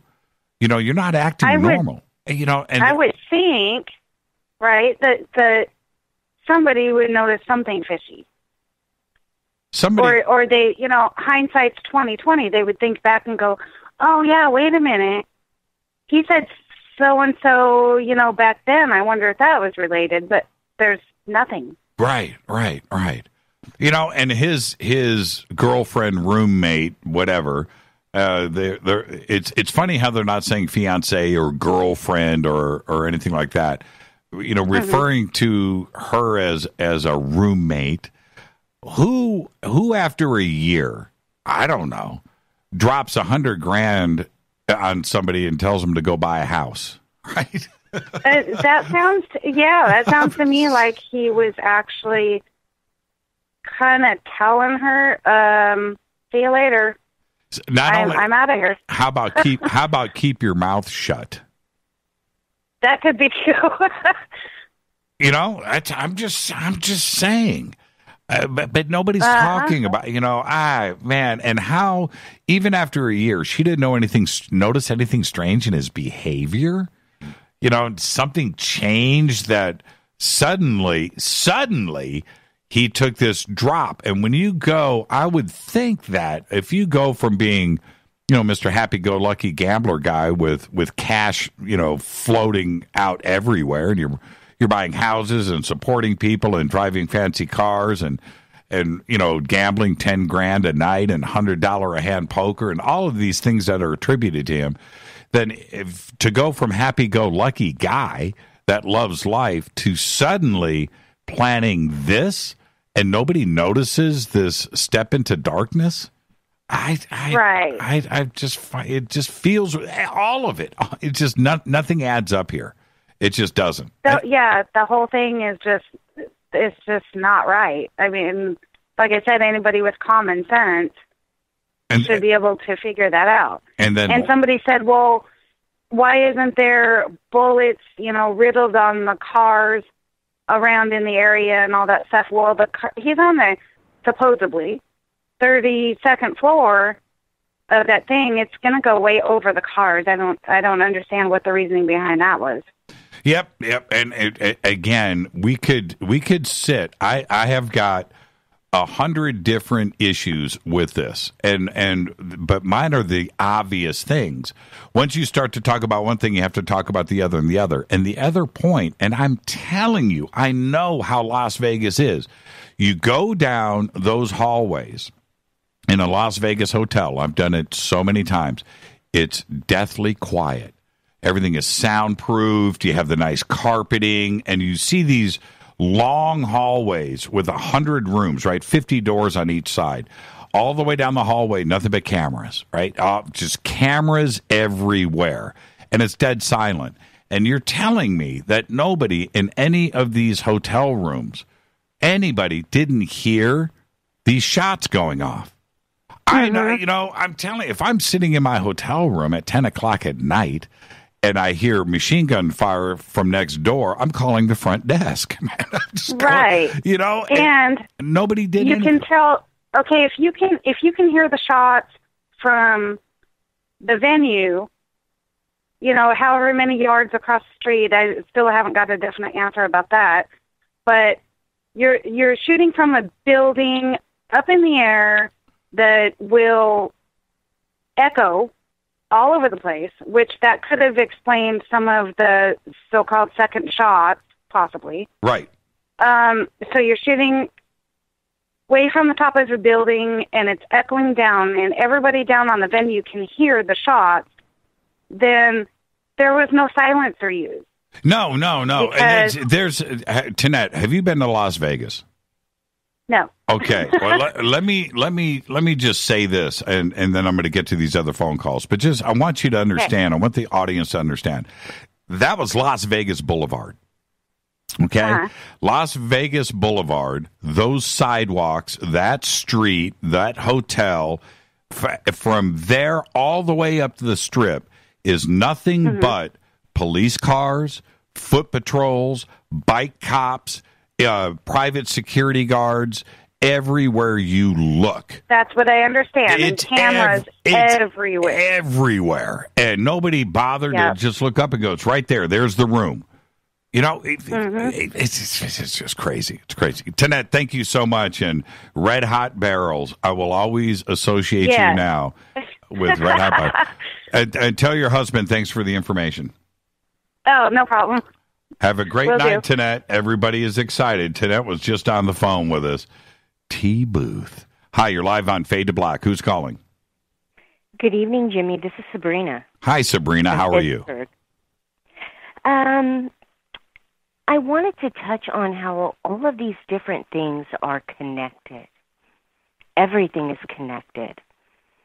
If you look at how our laws have been put into place with prohibitions, things being prohibited, denied, and how these things are being told to us that we're not allowed to do this, not allowed to do that. Look at this MK Ultra program. In truth, this is something that has been in play and in place throughout society and all humanity. Since the beginning of time, it's only been bumped up to a new level recently. If you think about this, everything you think you know and believe in to be true has been taught to you by someone else, just as it was taught to them and the ones before them. That's right. And no one has bothered to question what was taught to them because they were taught that those in authority have the ultimate say. You are not to question authority. When you do, you are punished. Pain, suffering, ostracism. Not in every case, but yeah, I understand what you're saying. It's the only way, and I speak about this. I've been doing this for years and years and years. There always has been and has to have been an element of control. You have to. And it goes back when you say I'm telling, I discuss this all the time. And it's very simple. If you have, if you go back 5,000 years, 4,000 years, 5,000, 3,000 BC, 2,500, 2,000 BC, pick a country. Started in the temples. Of course it did. It had to. And so pick a country, pick a town, pick a cluster, or pick a tribe, okay? You needed to do a couple of things, right? A couple of things. And I'll give you the short list. A, every day, everybody had to eat. B, every single day, everybody had to survive the night. You had to be able to make it to the sunset or the sunrise the next day. That was your goal. You didn't want to freeze. You didn't want to get eaten. You didn't want to die. You had to make it to the next day. All right. And then number 3, you had to have children. Those were the 3 goals, right? That's it. It's called survival. Now, if there was something going on in the community, whatever it is, that disrupted those 3 things, humanity doesn't survive. So you had to have control. And you had to have control through fear. You didn't have control through happiness. You didn't have control through anything else. You had to have control through fear. And how do you scare somebody that's uneducated, that's not writing or anything? You teach them that God says. That's it. That's what you do. That's what you have. Exactly. If I'm the leader of the village and I need everybody to stay in line to go and get food the next day, today, right? Somebody to stand guard all night long so, some predators didn't come in and kill somebody while they were sleeping. All of this comes into play. And what am I going to do? God says you need to go and pick some berries. God says you need to go and kill a goat. God says that's what you do. And if you don't do this, God's going to come down on us. And that's it. Yeah. And that's been going on. That's the only way. Who else is going to, who else is going to stay in line? They're not. They're not, Exactly. So now, the guns, this thing with the guns, this push, all of it is gauged to get us to lay down and beg to be saved. And in one fell swoop, they are trying to disarm us. And in disarming us, they then can turn us into these slaves they want. Yeah, but now, I hear you. But this is, you know what? You're right. On the surface, that sounds like that's what's going on. Let me tell you, the opposite happens. You know what's going on right now today? You know what's going on today? Gun sales through the roof. That's what's going on. Ammunition through the roof. It's, you know what? It's a good day to be a gun store. So it's the exact opposite is the effect. And that's it's weird. I understand that thought because, like I said, on the surface, that seems like that is the motive here is to somehow take away rights, or they're going to come in and start taking our guns. There's going to be a buyback program. That's it. If you've got guns, stash them in your basement. Don't tell anybody you got them because they're going to come and get them. I understand that. It makes sense. But you know what? The exact opposite takes place. Yeah. Well, everything they've been doing is backfiring. Everything. Yeah, I agree with that. I totally agree. I've sent you some emails about all of this stuff that's been going on. If you check my Facebook, you can see some of the things that I've been channeling about it. Okay, I'll find it interesting. I'll do my best to go and check it out. All right? All right. Blessings to you, brother. Hugs and love. Thank you, Sabrina. Behave. All right. Bye-bye. Great phone call. Let's stay on the phones. Oh, I hung up on the wrong line. I just disconnected an entire phone bank. Oh, man. I apologize to everybody that was on hold. Okay. All right. Let me, I wish you guys could see in the studio what I just did. Let me do a hard reset here. Man. All right. 323-825-5045 or 323-275-9695. I apologize for that. I slipped. It was the slip of a mouse. Okay, here we go. Everything's coming back in. Hi, you're live on Fade to Black. Who's calling? Damien from Hamilton. Hey, Damien. How are you? I'm doing well, Jimmy. How's it going? It's Thursday night, man. Tonight. It's Thursday night. Yeah, so listen, I was trying to call you yesterday. I've been receiving like these other downloads. Okay, let me start here. You know how everybody talking about planet, Nibiru showing up, Planet X, all this stuff, how it might affect our Earth and all that. Well, this is what I've been getting. I think there is something very nearby, but it's not exactly a planet. It's more like a ship, almost like a Death Star in Star Wars. I know this sounds crazy. No, it doesn't. But the reason we cannot see it is because it's cloaked. And it is affecting a lot of stuff here on planet Earth. And that's just something that I got, and I just wanted just to put that out there and see what you think and what the audience thinks. Well, what I would love is for some of the amateur astronomers out there, right, to see it, to catch it. It's not that kind of party anymore, not like the old days. Today we have technology and amazing optics and telescopes and automation, and you're able to do anything you want out there when it comes to astronomy. And I would love for somebody, look, every time an asteroid shows up now, to me, it seems like it's an amateur astronomer that finds it. It's not some professional somewhere that I need confidence in, right? And so wouldn't it be great if something like that was captured? Now, Damien, I want to ask you a question really quick. Yes. I've got about 90 seconds here. What do you make? I'm just going to do this, man. I have to ask you, what do you make of this flat Earth stuff? I don't really believe on the whole flat Earth thing, but then again, I'm pretty open-minded about it. I'm open-minded about everything, Jimmy. I know it sounds crazy. No, you have to be. You have to be, and I respect that. Yeah, and it's.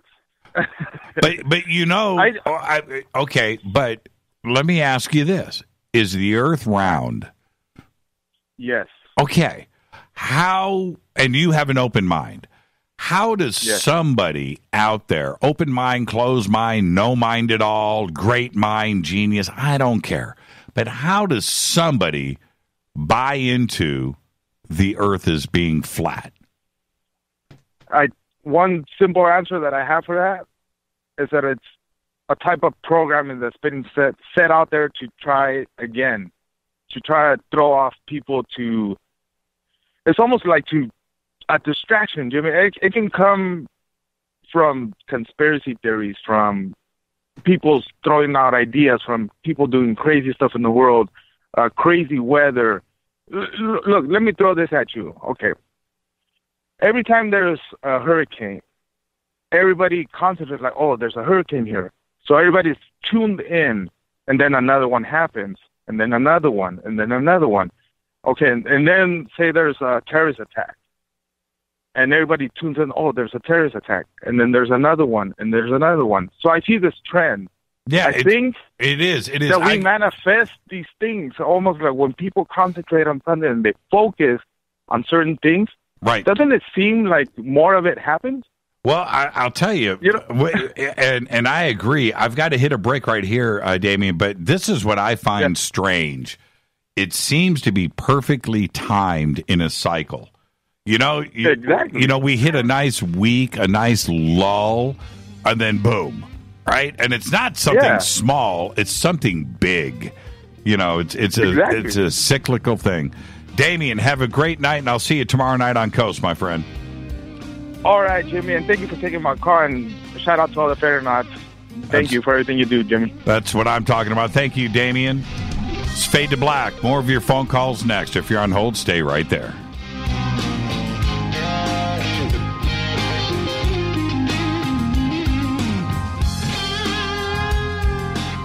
Hey, what up, y'all? Sugar Vivica Fox here, and you are listening to my boy, Jimmy Church, on JimmyChurchRadio.com.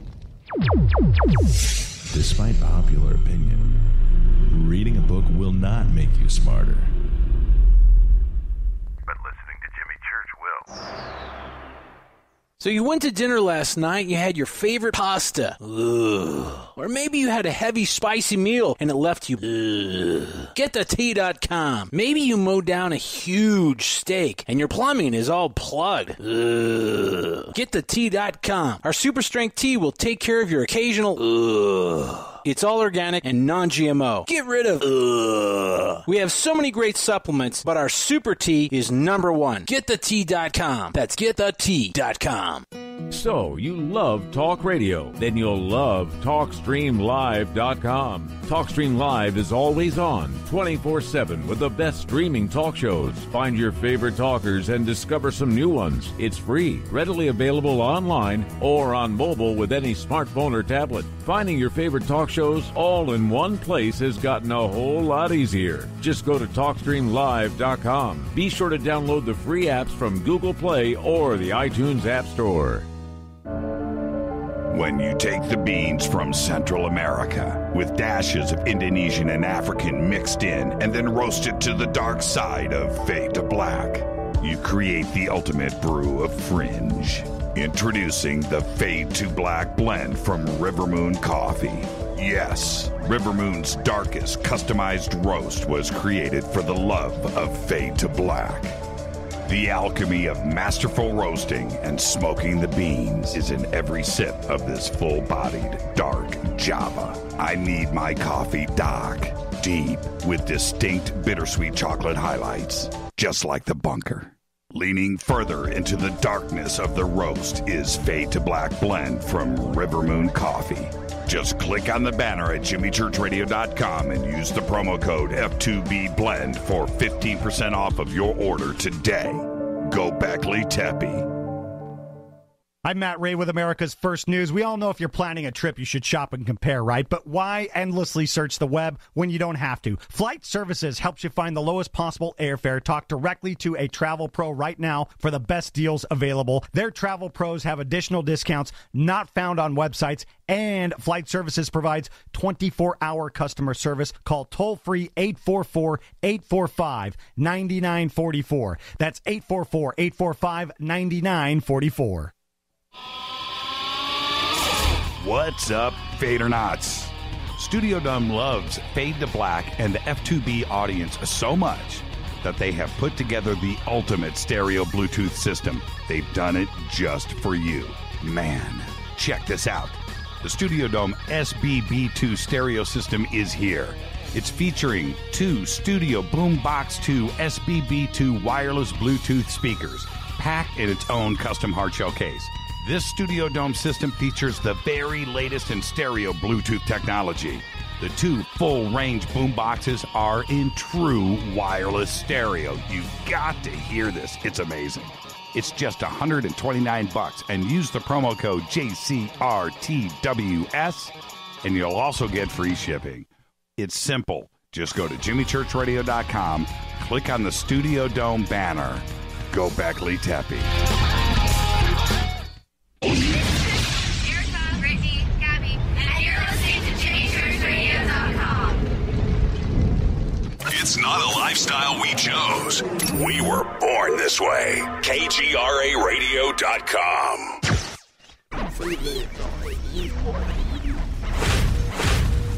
This is KJCR at JimmyChurchRadio.com.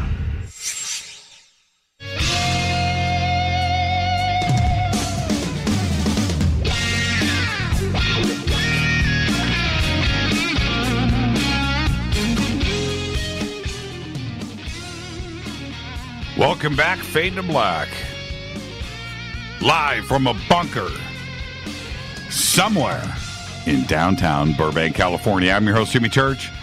Thursday night, Fadernight, taking your phone calls all night long, 323-825-5045 or 323-275-9695. Now, I just posted up in Twitter. Did you guys see this? Now, this coin, okay, look, go over to Twitter and check it out. This coin is dated 1656. Now, there's a couple of issues with this. I with all the research that I have done, it seems like this is what I found out, that these are two different coins. The back of the coin with the alien head on it is not the coin that you're seeing here. It's two different coins. And if you look at the ridge, you can see that the ridges don't match on both coins. So it's two different coins. Okay, so don't freak out there. But they come from the same period. And allegedly, both coins were found in the same house in Egypt, where they were renovating the house and these coins surfaced. It was last year, 2016. The best information. Now, the coins made it out there. And when they did, there was no other information with the coins to accompany. Nothing about where the house is, or, who it is, nothing like that. But they're both interesting. One shows what definitely looks like your typical alien gray head. This guy looks a little old, though. He's kind of got some wrinkles going on. But it doesn't look human, right? So why depict this on the coin? I forget what it says in Latin. It says something like, take me to your leader or something. No, I'm joking. It says something like, we're here, or, we're here, or something is coming. And that's the one with the alien head. The other coin I find more intriguing because that clearly shows ground on the bottom, right? It's a scene with clouds up on top and something flying. Almost looks like it's got some kind of airfoils or wings or some kind of shape to it. But it doesn't look like an animal. It doesn't look like a bird. It doesn't look like anything else. It's pretty trippy looking. But why have an object like that on a coin in the sky? Now, I have also found in my research on these coins, and I want you guys to go and gals to go and research this and get back to me what you can find out. There were a lot of coins that were made privately. Okay, so this isn't necessarily something from a government or an official mint or something like that. It was possibly something that was privately minted in a very small scale. But here they are. Very interesting. The alien head guy, if that was supposed to be a human, then the artist that made this coin didn't have much talent because that guy's a freak. But if it is what it is, then there you go. It's an alien gray. Now, this is the other part for me that I'm still okay with. They could be complete hoaxes. Fake. Maybe somebody added this alien head to an existing coin. Possibility. Maybe somebody took an ancient coin, made a copy of it, and then, pressed it and made a copy of it, their own casting, and then added it. Instead of adding the alien head to an existing coin, but actually this is modern, made to look old. And the same thing with the coin that's dated 1656. It's possible that they just took another coin and made a copy of it and then added this object there, and it could be just complete forgeries. But nonetheless, really, really interesting and fun to look at. So you guys see what you can find out. All right? Okay. With that, Eric, obviously that coin there, which is famous, we've seen this around for a long time. It's been on Ancient Aliens a million times. Very similar, right? Okay? So think about that. Thank you for that posting. Let's go to the phones. Hi, you're live on Fade to Black. Who's calling? Hey, Mr. Church, it's Jason. How's it going, bud? Hey, Jason. How you doing? I'm doing okay. I've had a lot to think tonight, so I apologize if I ramble a little bit. That's okay. So this whole thing, we have to agree it's extremely obvious, right? At this point, it's like they're not even really trying anymore to hide the fact that things don't add up. I mean, I know. The answer is yes, but continue. Yes. But so here's what I'm thinking. If they're not even trying to hide it anymore, I feel like this whole thing has become a game to the powers that be. That like there's another level that they're playing. That now at this point they're just throwing stuff out there, and it becomes more about another level of fear. Because now, just follow me here, now we don't only have to worry about the lone gunman. We don't have to worry about ISIS. It's blatant now that we have to worry about some organization that is capable of doing whatever they want, whenever they want, and can get away with it right in front of our face. You know? Yep. So it's right out on Front Street now, and there isn't a thing that we can do about it. Well, let me throw this out there. I'm going to throw this out there for the audience. Listen to this, Jason. We have had the craziest news cycles day after day after day after day after day after day. I mean, the craziest stuff. You wake up in the morning, whether it's something crazy out of Washington, D.C., or something out of Europe, something out of Syria, something out of Russia, something out of North Korea, Harvey, Irma, Maria, hurricanes, earthquakes, just a news cycle that has been unending. So let me ask you this, as crazy as this may sound, do you even remember what the news was last Friday? You don't. Do you remember what happened? Of course not. Let me tell you something. Last Friday, I don't even have to look it up. Last Friday was the craziest news day of the entire year. Let me ask you about Thursday of last week. Do you remember the news? No, you don't. No, I don't. It was also, up until Friday, it was the craziest news day of the entire year. And so was Wednesday, Tuesday, Monday, Sunday, Saturday. Go backwards. The news has been so nuts and out of control. One thing is masking the next. Let me tell you, 2 weeks ago, 3 weeks ago, North Korea was launching, testing nuclear bombs, firing missiles over Japan. Right? Think about this. Hey, didn't North Korea say that we declared war on them a week or so ago? You don't even remember it now. Yeah, that's how crazy. Just right now, Puerto Rico, right? People are drinking rainwater and eating crackers, and the entire country, 5% of the country has power right now, right? One of the big. This is an American. It's not a state, but it's a state. Those are American citizens there. One of the biggest tragedies. Think about the humanitarian things that are going on in Puerto Rico. We don't even remember it. Think going back to what just happened in Texas, Harvey. What just happened in Florida. Right? 90% of Florida out of power. Just crazy things. 24-hour news coverage. Forgotten. And those people haven't even started rebuilding it. That effort hasn't even started. I don't know how the news has been like it is. I mean, Trump's cabinet quitting or getting fired. Once a week, something going on. The health, taxes, Obamacare, reform, repeal. Just craziness that is hidden.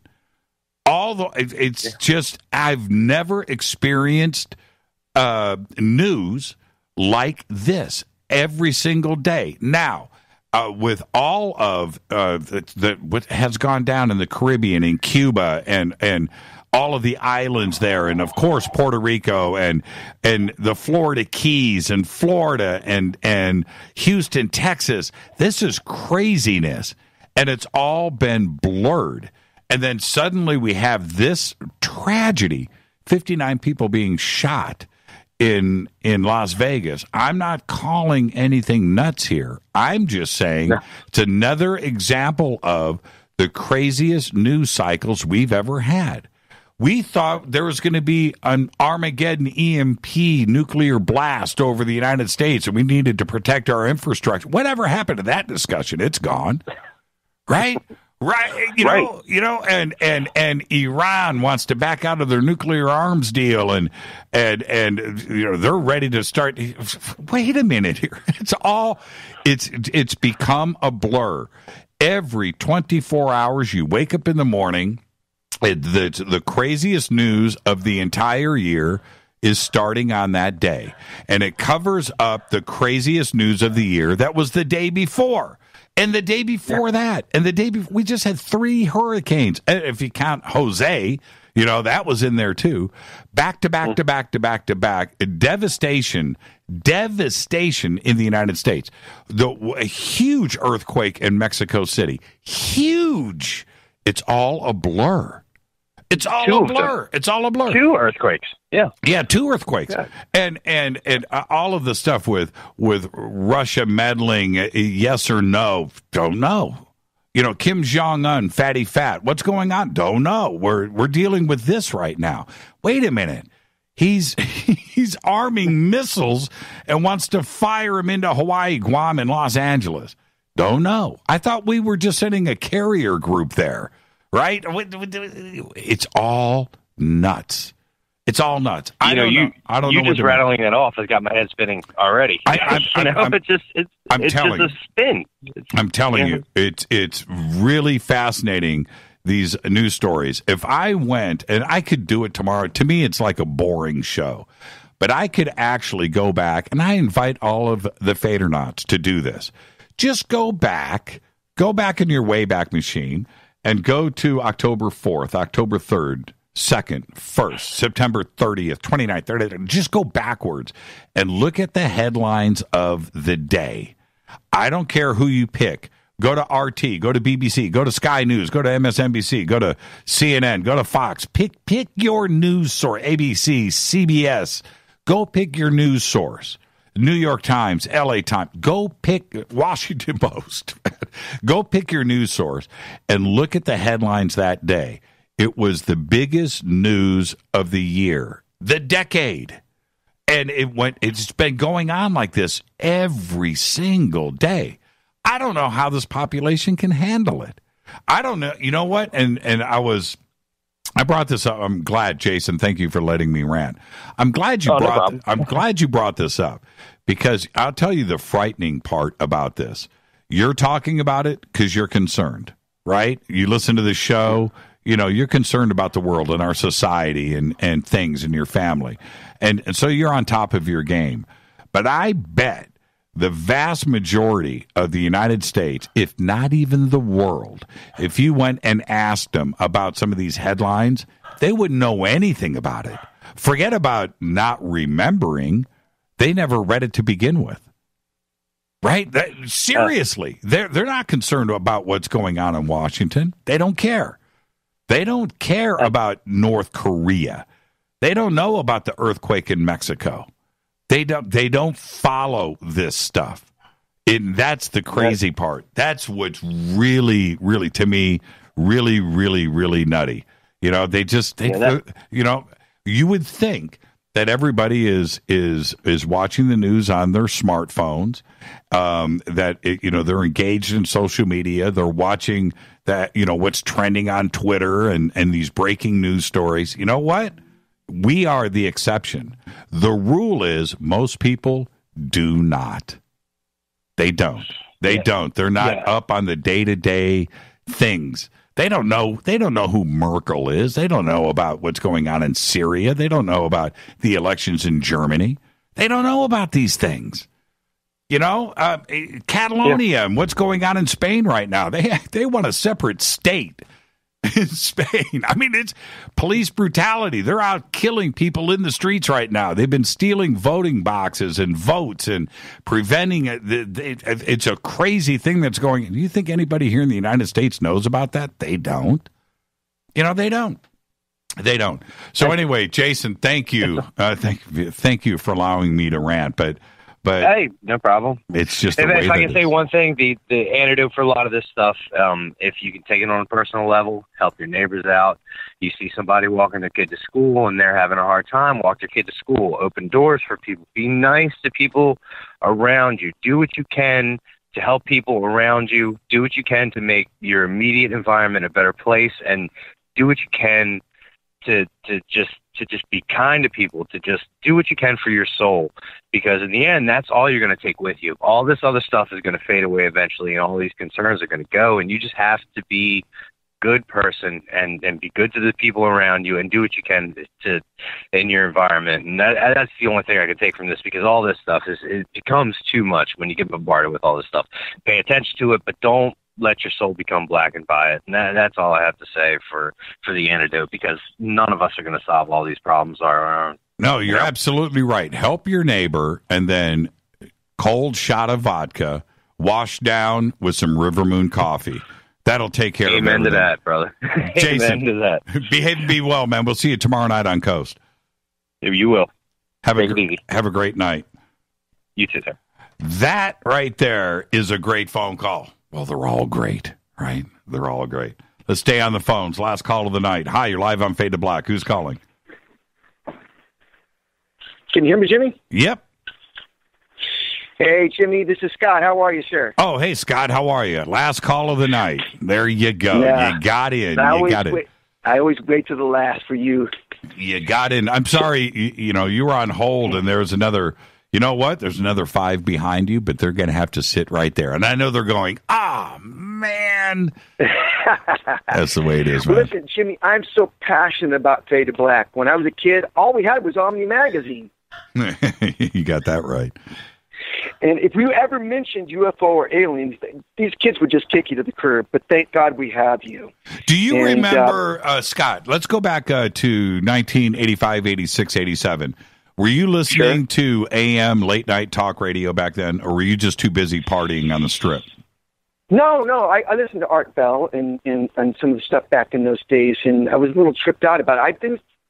Well, this was before Art. Art didn't come on the air probably until 93.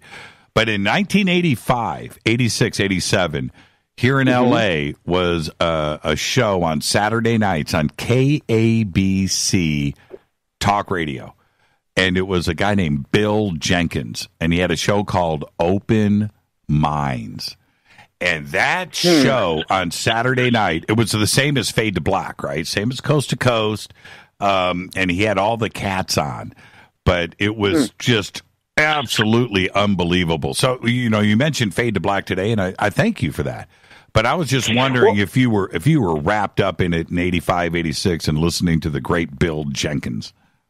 I wasn't, but thank God we have you, and someone who, like you, was so passionate about the mysteries and wonders of this world. So, Jimmy, I thank you for that.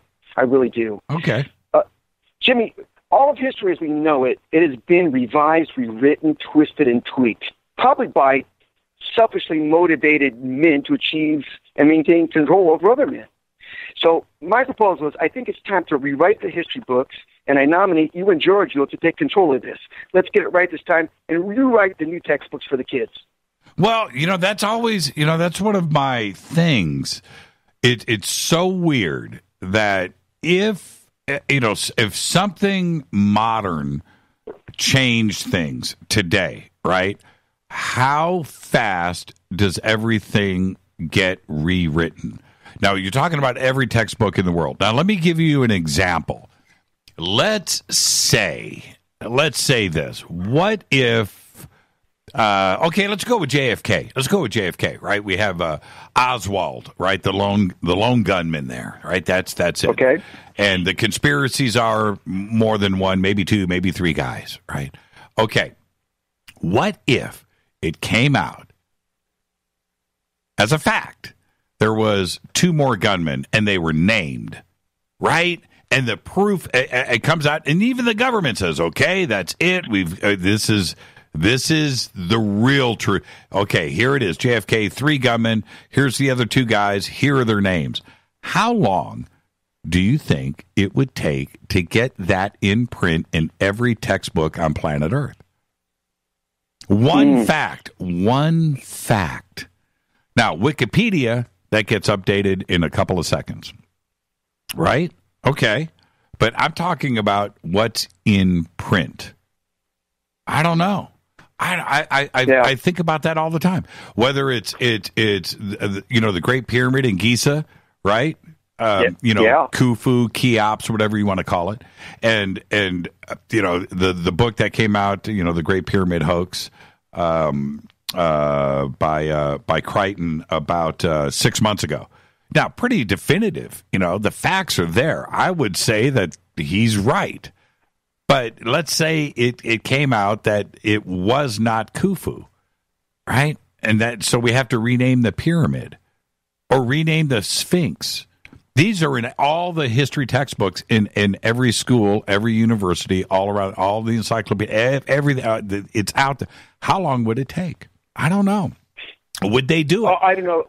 I don't know either, Jimmy, but that's what really seriously got me started in all this mystery of everything. And I was listening to you and Giorgio talk about that, I think in April. And it was the way they had precise cuts on the blocks, how much it weighed, how they got it in there, I guess it's a copies of tombs and stuff, how they got it all placed into position.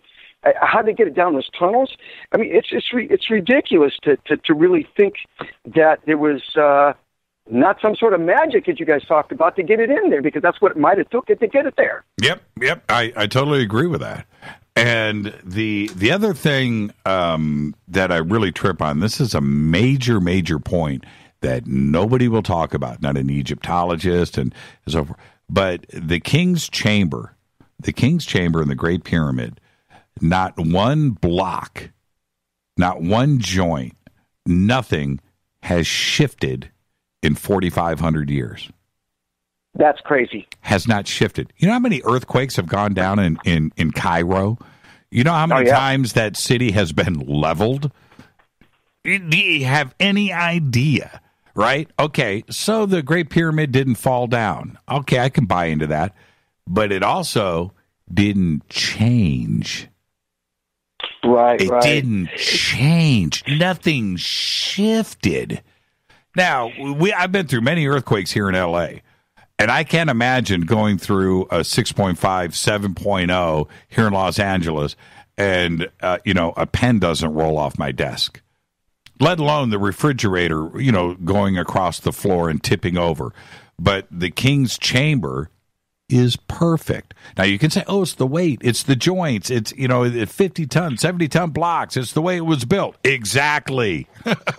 Right. Exactly. Hey, I got a little funny point for you real quick, and I know you got to roll here. No, actually, hold on. I've got 5 seconds. So Scott, well, let's pick this. We'll pick this up on Monday, my friend. You got it, my friend. You take care of yourself. Have a good night. You too, sir. Bye-bye. Thank you. Man, what a great night. Thank you, everybody. Took it up to the bloody end there. I just looked up at the clock, and I was 2 seconds late.